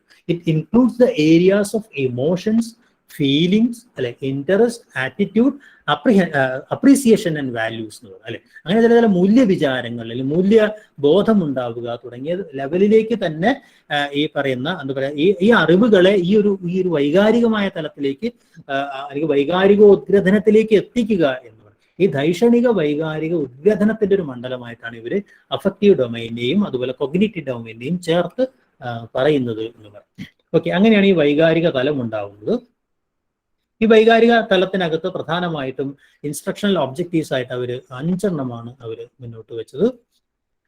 റിസീവിങ് അല്ലെ, റിസീവിങ് ഈ ചോദനകൾക്കനുസരിച്ച് എന്താ പറയുക സ്റ്റിമുലേക്ക് അനുസരിച്ചിട്ട് എന്താ പറയുക ഇത് താൻ അറിയേണ്ടത് എന്താണ് എന്ന് പറയുന്ന ഒരു സംഗതി അല്ലെ. ഒരു ക്ലാസ് നമ്മളിങ്ങനെ സംസാരിച്ചു കൊണ്ടിരിക്കുമ്പോൾ ഇത് താൻ അറിയേണ്ടതാണ്, ഇതാണ് അല്ലെങ്കിൽ ഒരുപാട് നിറങ്ങളിൽ നിന്ന് ഒരു നിറം നമ്മൾ ഐഡന്റിഫൈ ചെയ്യുന്നത് പോലെ.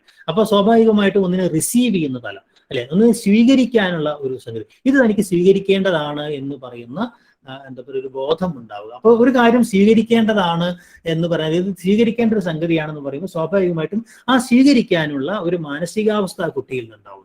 സ്വീകരിക്കാനുള്ള ഒരു എന്താ പറയുക, ഇത് തനിക്ക് സ്വീകരിക്കേണ്ടതാണ്, ശരി താൻ ഇത് സ്വീകരിച്ച് കളയാം എന്ന രീതിയിൽ ഒരു അവയർനെസ് ആ കുട്ടിക്ക് ഉണ്ടാവുകയും അതിന്റെ അടിസ്ഥാനത്തിൽ വില്ലിങ്നെസ് ടു റെസ്പോണ്ട് എന്ന് പറയുന്ന രണ്ടാമത്തെ തലത്തിലേക്ക് എത്തുന്നു. അങ്ങനെ റിസീവ് ചെയ്യുകയും ഒരു പ്രത്യേക ചോദനയ്ക്കനുസരിച്ച് ആ കുട്ടി അതിനനുകൂലമായി ആ കുട്ടി നിലനിൽക്കുകയും അതിന്റെ ഭാഗമായി രണ്ടാമത്തെ സംഗതി അതിനോട് പ്രതികരിക്കുകയും ചെയ്യുന്നു. വില്ലിങ്നെസ് ടു റെസ്പോണ്ട് വരെ ഈ ഘട്ടത്തിലാണ് വരുന്നത്. അതായത് ഒരു ചോദനയുണ്ടാവുന്നു, ഇതൊരു ചോദനയാണ്, താൻ അറിയേണ്ടതാണെന്നുള്ള ഒരു പെർസെപ്ഷൻ ഉണ്ടാവുന്നു അല്ലെ. ആ പെർസെപ്ഷനോട് മാത്രമല്ല എന്താ പറയാ, താൻ അതിനോട് പ്രതികരിക്കേണ്ടതാണ് എന്ന് പറയുന്ന ആ ചോദനയെ ഒഴിവാക്കുന്നതിന് പകരം ഇതിനോട് താൻ പ്രതികരിക്കേണ്ടതാണ് എന്ന് അനുകൂലമായി പ്രതികരിക്കണമെന്ന തോന്നലും ഉണ്ടാവുന്നു എന്നല്ല. ഓക്കെ, അപ്പൊ അത്തരം റെസ്പോണ്ട് ചെയ്യാനുള്ള ചില സംഗതികൾ ഉണ്ടാവുന്നു. അതുകൊണ്ട് തന്നെ താനിത് ശ്രദ്ധിക്കേണ്ടതാണെന്ന്, ഐ മീൻ ഇതിനോട് പ്രതികരിക്കേണ്ടതാണ് എന്ന് മനസ്സിലാക്കുമ്പോൾ അതിനോട് വളരെ ശ്രദ്ധയോടുകൂടെ എന്താണ് താൻ ഇതിൽ നിന്ന് എടുക്കേണ്ടത്. ഇപ്പൊ നിങ്ങളൊരു വലിയൊരു പാരഗ്രാഫ് വായിച്ചെടുക്കുമ്പോൾ അല്ലെങ്കിൽ ഒരു വലിയൊരു ഏരിയ വായിച്ചെടുക്കുമ്പോൾ അതിൽ നമ്മൾ ചില പോയിന്റ്സുകൾ, ചില ബുള്ളറ്റ് പോയിന്റുകൾ, ചില കീ പോയിന്റ്സുകൾ നമ്മളിങ്ങനെ ഇതാണ് താൻ ശ്രദ്ധിക്കേണ്ടത് എന്ന് നമ്മൾ തിരിച്ചറിയുന്ന ചില സംഗതികളുണ്ടല്ലോ. അപ്പൊ ആ രീതിയിൽ നമ്മൾ എടുക്കുന്നു, കൺട്രോൾഡ് അറ്റൻഷനിലേക്ക് നമ്മൾ എത്തുകയും മറ്റുമൊക്കെ ചെയ്തു. അതിനോട് അനുകൂലമായി പ്രതികരിക്കുന്നതാണ് രണ്ടാമത്തെ ഘട്ടം എന്ന് പറയുന്നത് അല്ലെ. ഓക്കെ, അതായത് കേവലം ഇങ്ങനെ ശ്രദ്ധിക്കുക മാത്രമല്ല, ഈ കാര്യങ്ങൾ അങ്ങനെ ശ്രദ്ധയോടുകൂടി ഇരിക്കുന്ന കൺട്രോൾഡ് ആയിട്ടുള്ള ഒരു അറ്റൻഷൻ മാത്രമല്ല, അതിനനുസരിച്ച് തിരിച്ചു പ്രതികരിക്കുക എന്നൊരു ഫീഡ്ബാക്ക് എന്ന് പറയുന്ന ഒരു സംഗതി, റെസ്പോണ്ട് ഫീഡ്ബാക്ക് എന്നല്ല അവർ ഉപയോഗിക്കുന്നത്, റെസ്പോൺസ് എന്നുള്ള രീതിയിലാണ് അല്ലെ. എന്ന് വെച്ചാൽ താൻ ഇതിനോട് പ്രതികരിക്കാൻ തയ്യാറാണ് എന്ന് പറഞ്ഞു, താൻ ഇതിനോട് പ്രതികരിക്കാൻ തയ്യാറാണ്. ആ പ്രതികരണത്തിനുള്ള ഒരു തരം വില്ലിങ്നെസ് ടു റെസ്പോണ്ട് ഉണ്ടാവുന്നു. ഏറ്റവും ശരിയായ രീതിയിൽ അതിനകത്ത് എന്താ പറയാ പ്രതികരിക്കാനുള്ള ഒരു ശേഷിയും ഉണ്ടാവും. എങ്ങനെയാണ് ഇതിനോട് പ്രതികരിക്കേണ്ടത് എന്നുള്ളൊരു അറിവും അവിടെ ഉണ്ടാവും അല്ലെ. താൻ ഒരു ചോദ്യത്തോട് എങ്ങനെയാണ് പ്രതികരിക്കേണ്ടത് അല്ലെ. അപ്പൊ ഒരു കവിത വായിക്കുമ്പോൾ അല്ലെങ്കിൽ ഒരു കഥ വായിക്കുമ്പോൾ ആ കഥയ്ക്കകത്ത്, വെള്ളപ്പൊക്കത്തിൽ എന്ന് പറയുന്ന ഒരു കഥ വായിക്കുമ്പോൾ ആ കഥയ്ക്കകത്ത് സവിശേഷമായിട്ടുള്ള ഒരു പ്രകൃതിയുടെ സവിശേഷമായ ഒരു അവസ്ഥ, മനുഷ്യനും ജന്തുവും തമ്മിലൊരു ബന്ധം അല്ലെ, ഇതിനോടൊക്കെ കുട്ടി കൃത്യമായിട്ട് പ്രതികരിക്കുന്നു. തന്റെ അനുഭവങ്ങളുമായി ചേർത്ത് വെച്ചുകൊണ്ട് പ്രതികരിക്കുമ്പോൾ സ്വാഭാവികമായിട്ടും അതിന്റെ ഒരു ഭാവുകത്വ പരിസരത്തിലേക്ക് ആ കുട്ടി എത്തുകയും അത് അത്തരം ചില എന്താ പറയാ ഈ പറയുന്ന പ്രതികരണങ്ങൾ, മാനസിക ഭാവങ്ങൾ, ആ അനുഭൂതികൾ ആ കുട്ടിയിൽ ഉണ്ടാവുകയും ചെയ്യുന്നു എന്നുള്ള. അപ്പൊ ആ കുട്ടി അതിന്റെ ഒരു പ്രകൃതി വർണ്ണനയെ അല്ലെങ്കിൽ പ്രകൃതിയുടെ ഒരവസ്ഥയെ ആ കുട്ടിക്ക് വിശദീകരിക്കാനുള്ള ഒരു സംഗതിയൊക്കെ ഉണ്ടാവുന്നു. ഇതിന്റെ അടിസ്ഥാനത്തിലാണ് വാല്യൂയിങ് എന്ന് പറയുന്ന ഒരു സംഗതി അല്ലെ. എന്തൊക്കെയാണ് ജീവിത മൂല്യങ്ങൾ അല്ലെ. ഇപ്പൊ നമ്മളതിനകത്ത് വാല്യൂ എന്ന് പറയുന്നത് വേറൊരു നോളജ് ആയിട്ടാണ് മാറ്റുന്നത്. പുതിയ കാലത്തെ നോളജിനെ കുറിച്ച് നമുക്ക് അടുത്ത ക്ലാസ്സിൽ പറയാം. ഈ വാല്യൂ എന്നൊക്കെ പറയുന്നത് സോഫ്റ്റ് സ്കിൽസിന്റെ ഭാഗമായിട്ടാണ് നമ്മൾ ഇന്ന് വേറെ തരത്തിലാണ് അത് പറയുന്നത്.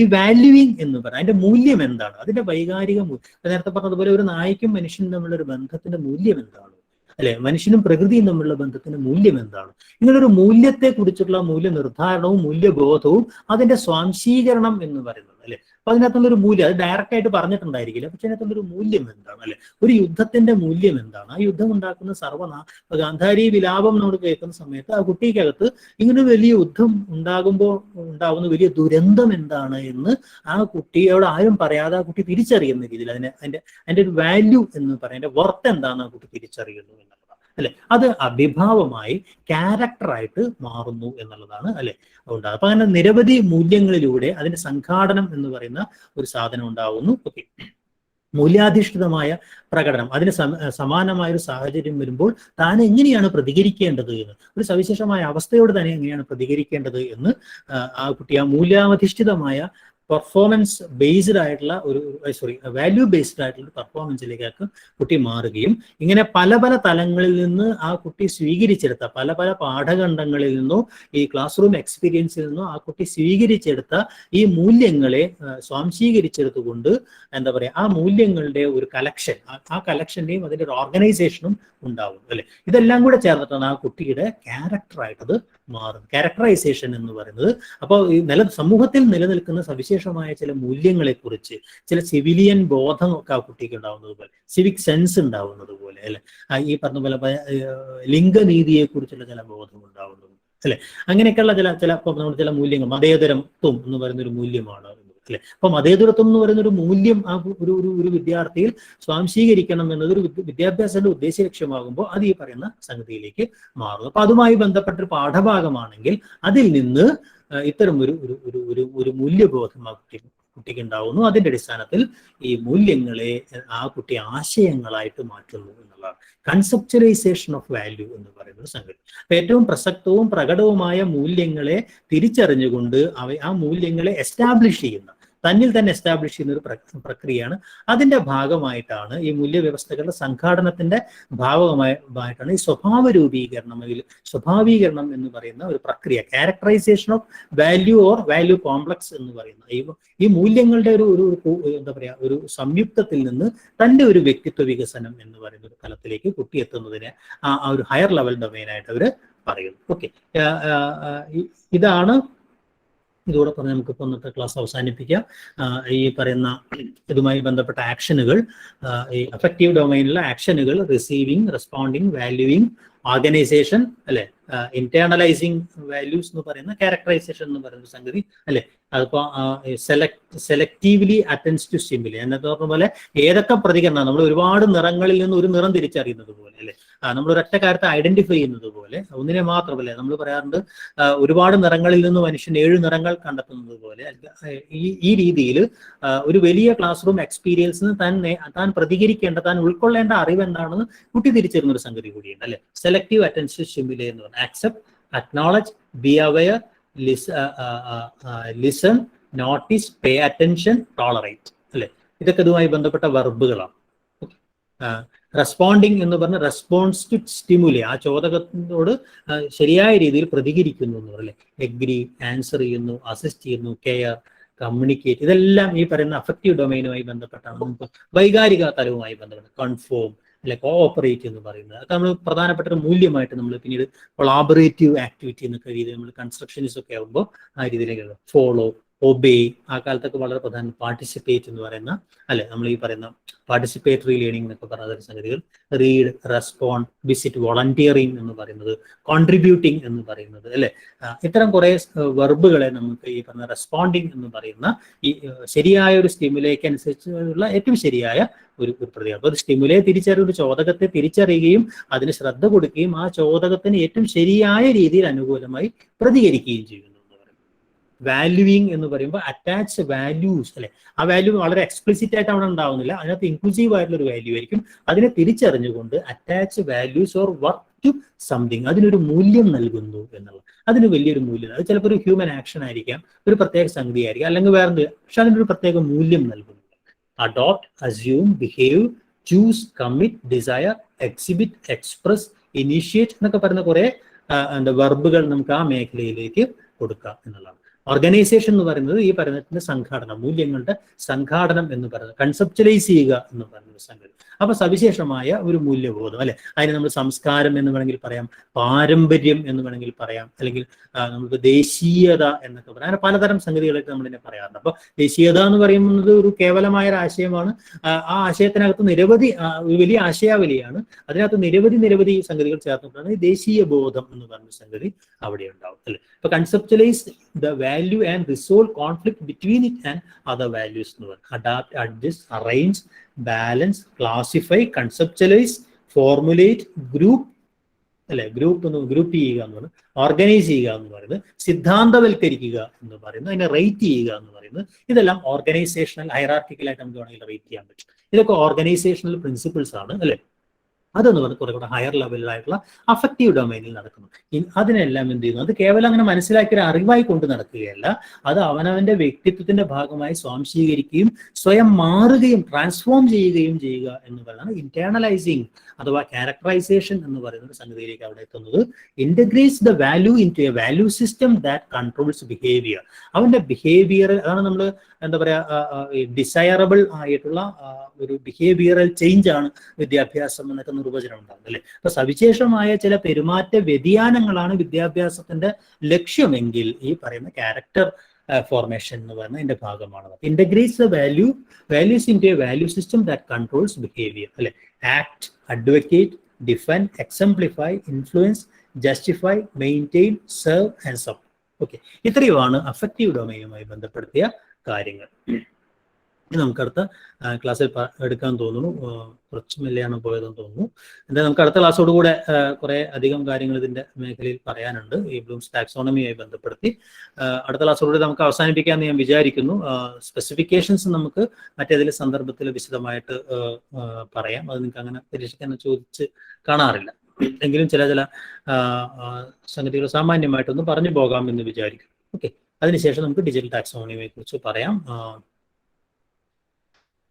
എന്തെങ്കിലും നിങ്ങൾക്ക് പറയാനുണ്ടെങ്കിൽ പറയാം. അപ്പോൾ ഞാൻ നിങ്ങൾക്ക് ചില പരീക്ഷ ഇതിന്റെ ഭാഗമായി വെച്ചിരുന്നു, പക്ഷെ ഞാൻ വിചാരിച്ചത്ര ദൂരം പോകാത്തതുകൊണ്ട് തൽക്കാലം ഞാൻ പരീക്ഷിക്കുന്നില്ല നിങ്ങളെ. ഈ പറഞ്ഞ കാര്യങ്ങളിൽ നിന്ന് ചില ചോദ്യങ്ങൾ ഇവിടെ വെച്ച് ആൻസർ ചെയ്യാം എന്ന രീതിയിലാണ് ഞാനിത് അറേഞ്ച് ചെയ്തിരിക്കുന്നത്. എന്തായാലും അത് രണ്ടും കൂടെ ചേർത്ത് നമുക്ക് അടുത്ത ക്ലാസ്സിൽ ഒരു ഓൺലൈനായിട്ട് തന്നെ ലൈവായിട്ടുള്ള ഒരു പരീക്ഷ കൂടെ നടത്തി ഈ ഒരു ഏരിയ അവസാനിപ്പിക്കാൻ തോന്നുന്നു. നിങ്ങൾക്ക് എന്തെങ്കിലും സംശയങ്ങളുണ്ടെങ്കിൽ അല്ലെങ്കിൽ എന്തെങ്കിലും ഡിസ്കസ് ചെയ്യാനുണ്ടെങ്കിൽ നമുക്കിപ്പോൾ ഡിസ്കസ് ചെയ്യാം. ഓക്കെ,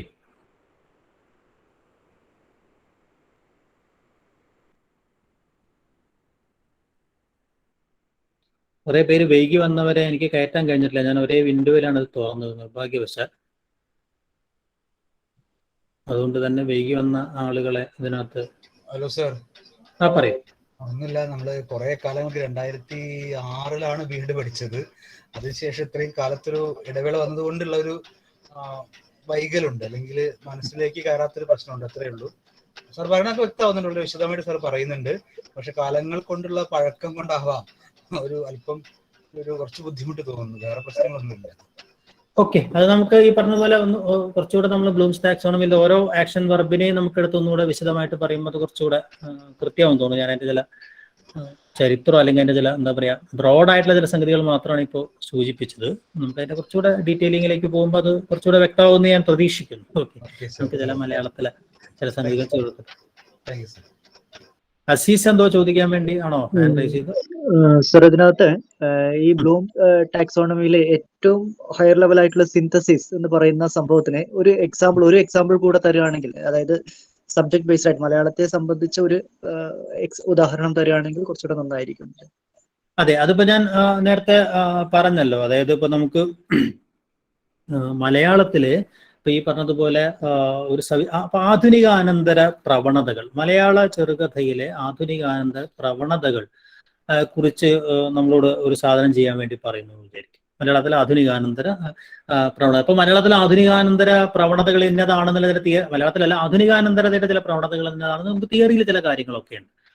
പക്ഷേ അതിന്റെ അടിസ്ഥാനത്തിലല്ലല്ലോ ഇവിടെ ഉണ്ടാവുന്നത്. ആധുനികാനന്തരത എന്ന് പറഞ്ഞാൽ ഏത് പ്രസ്ഥാനവും എല്ലായിടത്തും ഒരുപോലെയല്ല ഉണ്ടാവുന്നത്, ഓരോ തരത്തിലാണ് ഉണ്ടാവുന്നത്. അപ്പൊ ഇവിടെ അങ്ങനെ എന്തെങ്കിലും ചില പ്രവണതകളുടെ അടിസ്ഥാനത്തിലോ ചില ആശയങ്ങളുടെ അടിസ്ഥാനത്തിലോ അല്ല ഈ സാഹിത്യ പ്രവർത്തനം ഉണ്ടാകുന്നു. മറിച്ച് നിലനിൽക്കുന്ന സാഹിത്യ പ്രവർത്തനങ്ങളിൽ നിന്നുകൊണ്ട് അല്ലെങ്കിൽ ഈ പറഞ്ഞ ചില ആശയങ്ങളിൽ നിന്നുകൊണ്ട് മലയാളത്തിലെ ആധുനികാനന്തര പ്രവണതകളെ നമ്മൾ കണ്ടെത്തിക്കൊണ്ട് അതിനെ എന്താ പറയാ സിന്തസിസ് ചെയ്തുകൊണ്ട് നമ്മൾ സിദ്ധാന്തവൽക്കരിക്കുകയാണ് ചെയ്യുന്നത്. അതായത് ഇപ്പൊ ഉദാഹരണമായിട്ട് ഇപ്പോ എലിയറ്റിന്റെ കവിതയുടെ ഒരു ആശയ ചോരണമാണ് അല്ലെങ്കിൽ ആശയാനുകരണമാണ് NN കക്കാടിനുള്ളത് എന്ന് പ്രധാനപ്പെട്ട ഒരു വാദമാണല്ലോ. അപ്പൊ പല അദ്ദേഹം ഉപയോഗിച്ച ചിങ്ങം ക്രൂരം എന്നൊക്കെ പറയുന്ന അദ്ദേഹത്തിന്റെ ചില പ്രയോഗങ്ങളിലൊക്കെ അങ്ങനെ പല രീതിയിൽ നമ്മൾ പറയാറുണ്ട്. അതിന്റെ പേരിൽ തന്നെ അദ്ദേഹം ഒരു കവിതയും എഴുതിയിട്ടുണ്ട്. അപ്പോൾ എലിയറ്റിന്റെ അല്ലെങ്കിൽ അദ്ദേഹത്തിന്റെ ആദ്യത്തെ പാതാളത്തിന്റെ മുഴക്കത്തിലൊക്കെ വളരെ കൃത്യമായിട്ട് അത്തരം ചില സാധനങ്ങളൊക്കെ ചില നിരൂപകന്മാർ കണ്ടെത്തിയിട്ടുണ്ട്. പക്ഷെ അതിനപ്പുറം നമ്മുടെ ഈ പറയുന്ന ആധുനികത എന്ന് പറയുന്നത് പാശ്ചാത്യമായ ഒരു സംഗതിയല്ല. ഈ പറയുന്ന ഹൈ മോഡേണിസം എന്ന് പറയുന്നത് പാശ്ചാത്യമായ ഒരു സംഗതിയിൽ നിന്നുകൊണ്ടല്ല, അതൊരു തനത് പാരമ്പര്യത്തിന്റെ വികാസമായിട്ടാണ് ഇവിടെ സംഭവിച്ചത് എന്ന് നമ്മൾ എന്താ പറയാ ഇവിടെ ഈ കവിതകളിലൂടെ ഇപ്പോൾ ആർ രാമചന്ദ്രന്റെ ആയാലും NN കക്കാടിൻ്റെതായാലും വിഷ്ണുനാരായണ നമ്പൂതിരിയുടെ ആയാലും ആ സമയത്ത് വന്ന അക്കിത്തടക്കമുള്ള ചില ആളുകളുടെ കവിതകൾ എടുത്തുകൊണ്ട് ഇതിന് സവിശേഷമായ ഒരു ഭാരതീയ സംഗതി ഉണ്ട്, ഒരു തരം പാരമ്പര്യത്തിന്റെ ഊർജം അതിനകത്തുണ്ട് എന്ന് നമ്മൾ ഈ കവിതകളുടെ പല എലമെന്റുകൾ എടുത്ത് നമ്മൾ ഒരു പുതിയ സിദ്ധാന്തം അവിടെ കൊണ്ടുവരുമ്പോൾ ഒരു സിന്തസിസ് ആണ് അവിടെ നടക്കുന്നത്. ഞാൻ പറഞ്ഞത് ക്ലിയർ ആണെന്ന് തോന്നുന്നു. ഇപ്പൊ ഈ പറയുന്ന മലയാള താങ്ക് യു സർ. കാൽപ്പനികതയുടെ പ്രവണതകൾ എന്തൊക്കെയാണ്? ഇപ്പൊ അതിന് പകരം നമ്മൾ വേറെ ചോദിക്കുകയാണ്. ഇപ്പോ ആൾറെഡി ഇപ്പോ മൃത്യുബോധം മലയാള കാൽപ്പനിക കവിതയിൽ ഇങ്ങനെ ഒരു സംഗതി ഉണ്ടെന്ന് ഒരു സിദ്ധാന്തം ആൾറെഡി ഉണ്ടെങ്കിൽ അത് ഇന്ന കവിതയിൽ നിന്ന് ഇത്തരം മൃത്യുബോധത്തെ കണ്ടെത്തുക എന്ന് പറയുമ്പോൾ അതിന്റെ ചോദ്യത്തിന്റെ സ്വഭാവം മാറി. അത് ഈ സിന്തസിസ് എന്ന് പറഞ്ഞ സാധനം അവിടെ ഉണ്ടാവുന്നില്ല. സർ, അതായത് പൊതുവായി പറഞ്ഞു കഴിഞ്ഞാൽ നിരവധി കാര്യങ്ങളിൽ നിന്ന് ശേഖരിച്ചുകൊണ്ട് ഒരു പുതിയ കാര്യങ്ങൾ അല്ലെ, ഒരു പുതിയ കാര്യങ്ങളെ, പുതിയ സിദ്ധാന്തങ്ങളെ, സിദ്ധാന്തീകരണം എന്നൊക്കെ പറയുന്ന ഒരു പുതിയ കൺസ്ട്രക്റ്റ് ആവാം, ഒരു പുതിയ സാധനം ഉണ്ടാക്കലാവാം, അല്ലെ? അതൊക്കെ നമ്മൾ ഈ പറയുന്ന ഇതിനകത്തേക്ക് വരും.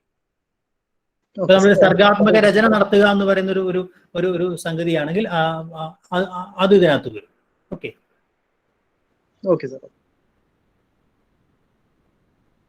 ഒരു പുതിയ ഡിസൈൻ കൊണ്ടുവരിക എന്നൊക്കെ പറയുന്നത്, ഈ പറയുന്ന എല്ലാ സംഗതികളും ഇതിന്റെ ഭാഗമായിട്ട് വരും.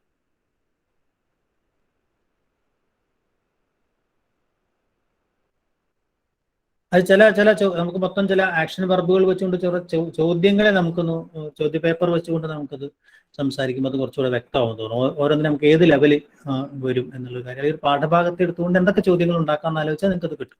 നിങ്ങൾക്ക് അത്ര വലിയൊരു ലെവലിലേക്ക് ഈ പറഞ്ഞ പരീക്ഷ പോവില്ല. അത് പലപ്പോഴും വളരെ ഇൻഫർമേഷൻ ലെവൽ തന്നെ ആയിരിക്കും, നോളജ് ലെവൽ തന്നെ ആയിരിക്കും പലപ്പോഴും നിൽക്കുക. പക്ഷെ അതിന്റെ പിറകുള്ള ചില ബേസിക് പ്രിൻസിപ്പിൾ കൂടെ നിങ്ങൾക്ക് എന്താ പറയുക, ഒന്ന് ഈ പറഞ്ഞ പോലെ ഉറപ്പിക്കാൻ, ഈ പറഞ്ഞ പോലെ പല കാലങ്ങളിൽ ബി.എഡ് കഴിഞ്ഞവരൊക്കെ ആയതുകൊണ്ട് അത് ഉറപ്പിക്കാൻ വേണ്ടി എൻ്റെ ചില സാധനങ്ങൾ നമ്മൾ അങ്ങനെ പറയുന്നു എന്ന് മാത്രമേ ഉള്ളൂ. അല്ലാതെ ഇതിന്റെ ഒരു വലിയ ലെവലുള്ള ചോദ്യങ്ങൾ നിങ്ങൾ പ്രതീക്ഷിക്കണ്ട. ഈ വക കാര്യങ്ങളൊക്കെ പഠിച്ച് ഇതൊന്നും എന്താ പറയാ ചോദിച്ചില്ലല്ലോ എന്ന് പറഞ്ഞത് പലപ്പോഴും നമ്മൾ ചോദിക്കുന്നത് ഇന്ന സിദ്ധാന്തം ഉണ്ടാക്കിയത് ആരാണ്, മറ്റത് ഇന്നതാണ്, അല്ലെങ്കിൽ ഏത് ലെവലാണ് ഇന്നതാണ്, അങ്ങനെയുള്ള ചില ചോദ്യങ്ങളാണ്. അപ്പൊ ഉദാഹരണമായിട്ട് ഞാൻ ഇതിന്റെ അവസാനം ഒരു മിനിറ്റ് ഞാൻ അതുകൂടെ സ്ലൈഡ് ഒന്ന് ജസ്റ്റ് ഒന്ന് ഷെയർ ചെയ്യാം. ചില ചോദ്യങ്ങളൊക്കെ നമുക്ക് ആ രീതിയിൽ നമുക്ക് മൾട്ടിപ്പിൾ ചോയ്സ് ക്വസ്റ്റ്യൻസിൽ തന്നെ അത് ചോദിക്കാം. ഞാനിപ്പോൾ ഇതിനകത്ത് നിങ്ങളോട് ചോദിക്കാൻ വേണ്ടി ഉണ്ടാക്കിയിട്ടുള്ള ചില ചോദ്യങ്ങൾ ഒരു മിനിറ്റ് ഞാനത് അടുത്ത ക്ലാസ്സിൽ നമുക്ക് ഉദാഹരണമായിട്ട് at the knowledge level students will എന്ന് പറഞ്ഞ നമ്മളൊരു ചോദ്യം. ഇത് ഒരു എന്താ പറയാ അണ്ടർസ്റ്റാൻഡിങ് ലെവലിലൊരു ചോദ്യമായിട്ട് നമുക്കത് പറയാൻ പറ്റും. വേറൊരു ചോദ്യം, ഇതും ഒരു അണ്ടർസ്റ്റാൻഡിങ് ലെവലിൽ ഒരു ചോദ്യമായിട്ട്, കാരണം ഇത് പറയുന്ന ലെവലുകൾ എന്തൊക്കെയാണെന്നൊക്കെ മനസ്സിലാവുന്ന ഒരു ചോദ്യമായിട്ട് വരും. ഇവിടെ വരുമ്പോഴേക്കും അത് ചോദ്യത്തിന്റെ സ്വഭാവം മാറുന്നുണ്ട്. അതായത് ഒരു MCQ നൽകിക്കൊണ്ട് ഈ MCQ ഈ പറയുന്ന ഏത് ലെവലിനെയാണ് അഡ്രസ് ചെയ്യുന്നത് എന്ന് പറയും എന്നൊരു ചോദ്യം, അല്ലെ? ഇപ്പൊ ഒരു MCQ ആണ് ഇവിടെ കൊടുത്തിരിക്കുന്നത്. MCQ ചോദ്യത്തിന്റെ ഉത്തരമല്ല അവിടെ ചോദിച്ചിരിക്കുന്നത്, നേരത്തെ ഉള്ള ഉത്തരമാണ് ചോദിച്ചിരുന്നത്. ഇവിടെ അങ്ങനെയല്ല. ഈ MCQ തയ്യാറാക്കിയിരിക്കുന്നത് ബ്ലൂംസ് ടാക്സോണമിയുടെ ഏത് ലെവലിൽ വെച്ചിട്ടാണ്? അത് റിമെമ്പറിംഗ് എന്ന് പറയുന്ന ഒരു ലെവലിലാണോ, അനലൈസിംഗ് ആണോ? അങ്ങനെ 2-3 ചോദ്യങ്ങളെ നമുക്ക് പരിശോധിച്ച് കഴിഞ്ഞിട്ടുണ്ടെങ്കിൽ ഇത് കൃത്യമായിട്ട് നിങ്ങൾക്ക് അത് മനസ്സിലാവും. നമുക്ക് അടുത്ത ക്ലാസ്സിൽ അത് വളരെ വിശദമായിട്ട് പറയാം. ഓക്കെ, നമുക്ക് ഇപ്പോൾ അവസാനിപ്പിക്കാൻ തോന്നുന്നു. മറ്റു ചോദ്യങ്ങളൊന്നും ഇല്ലെങ്കിൽ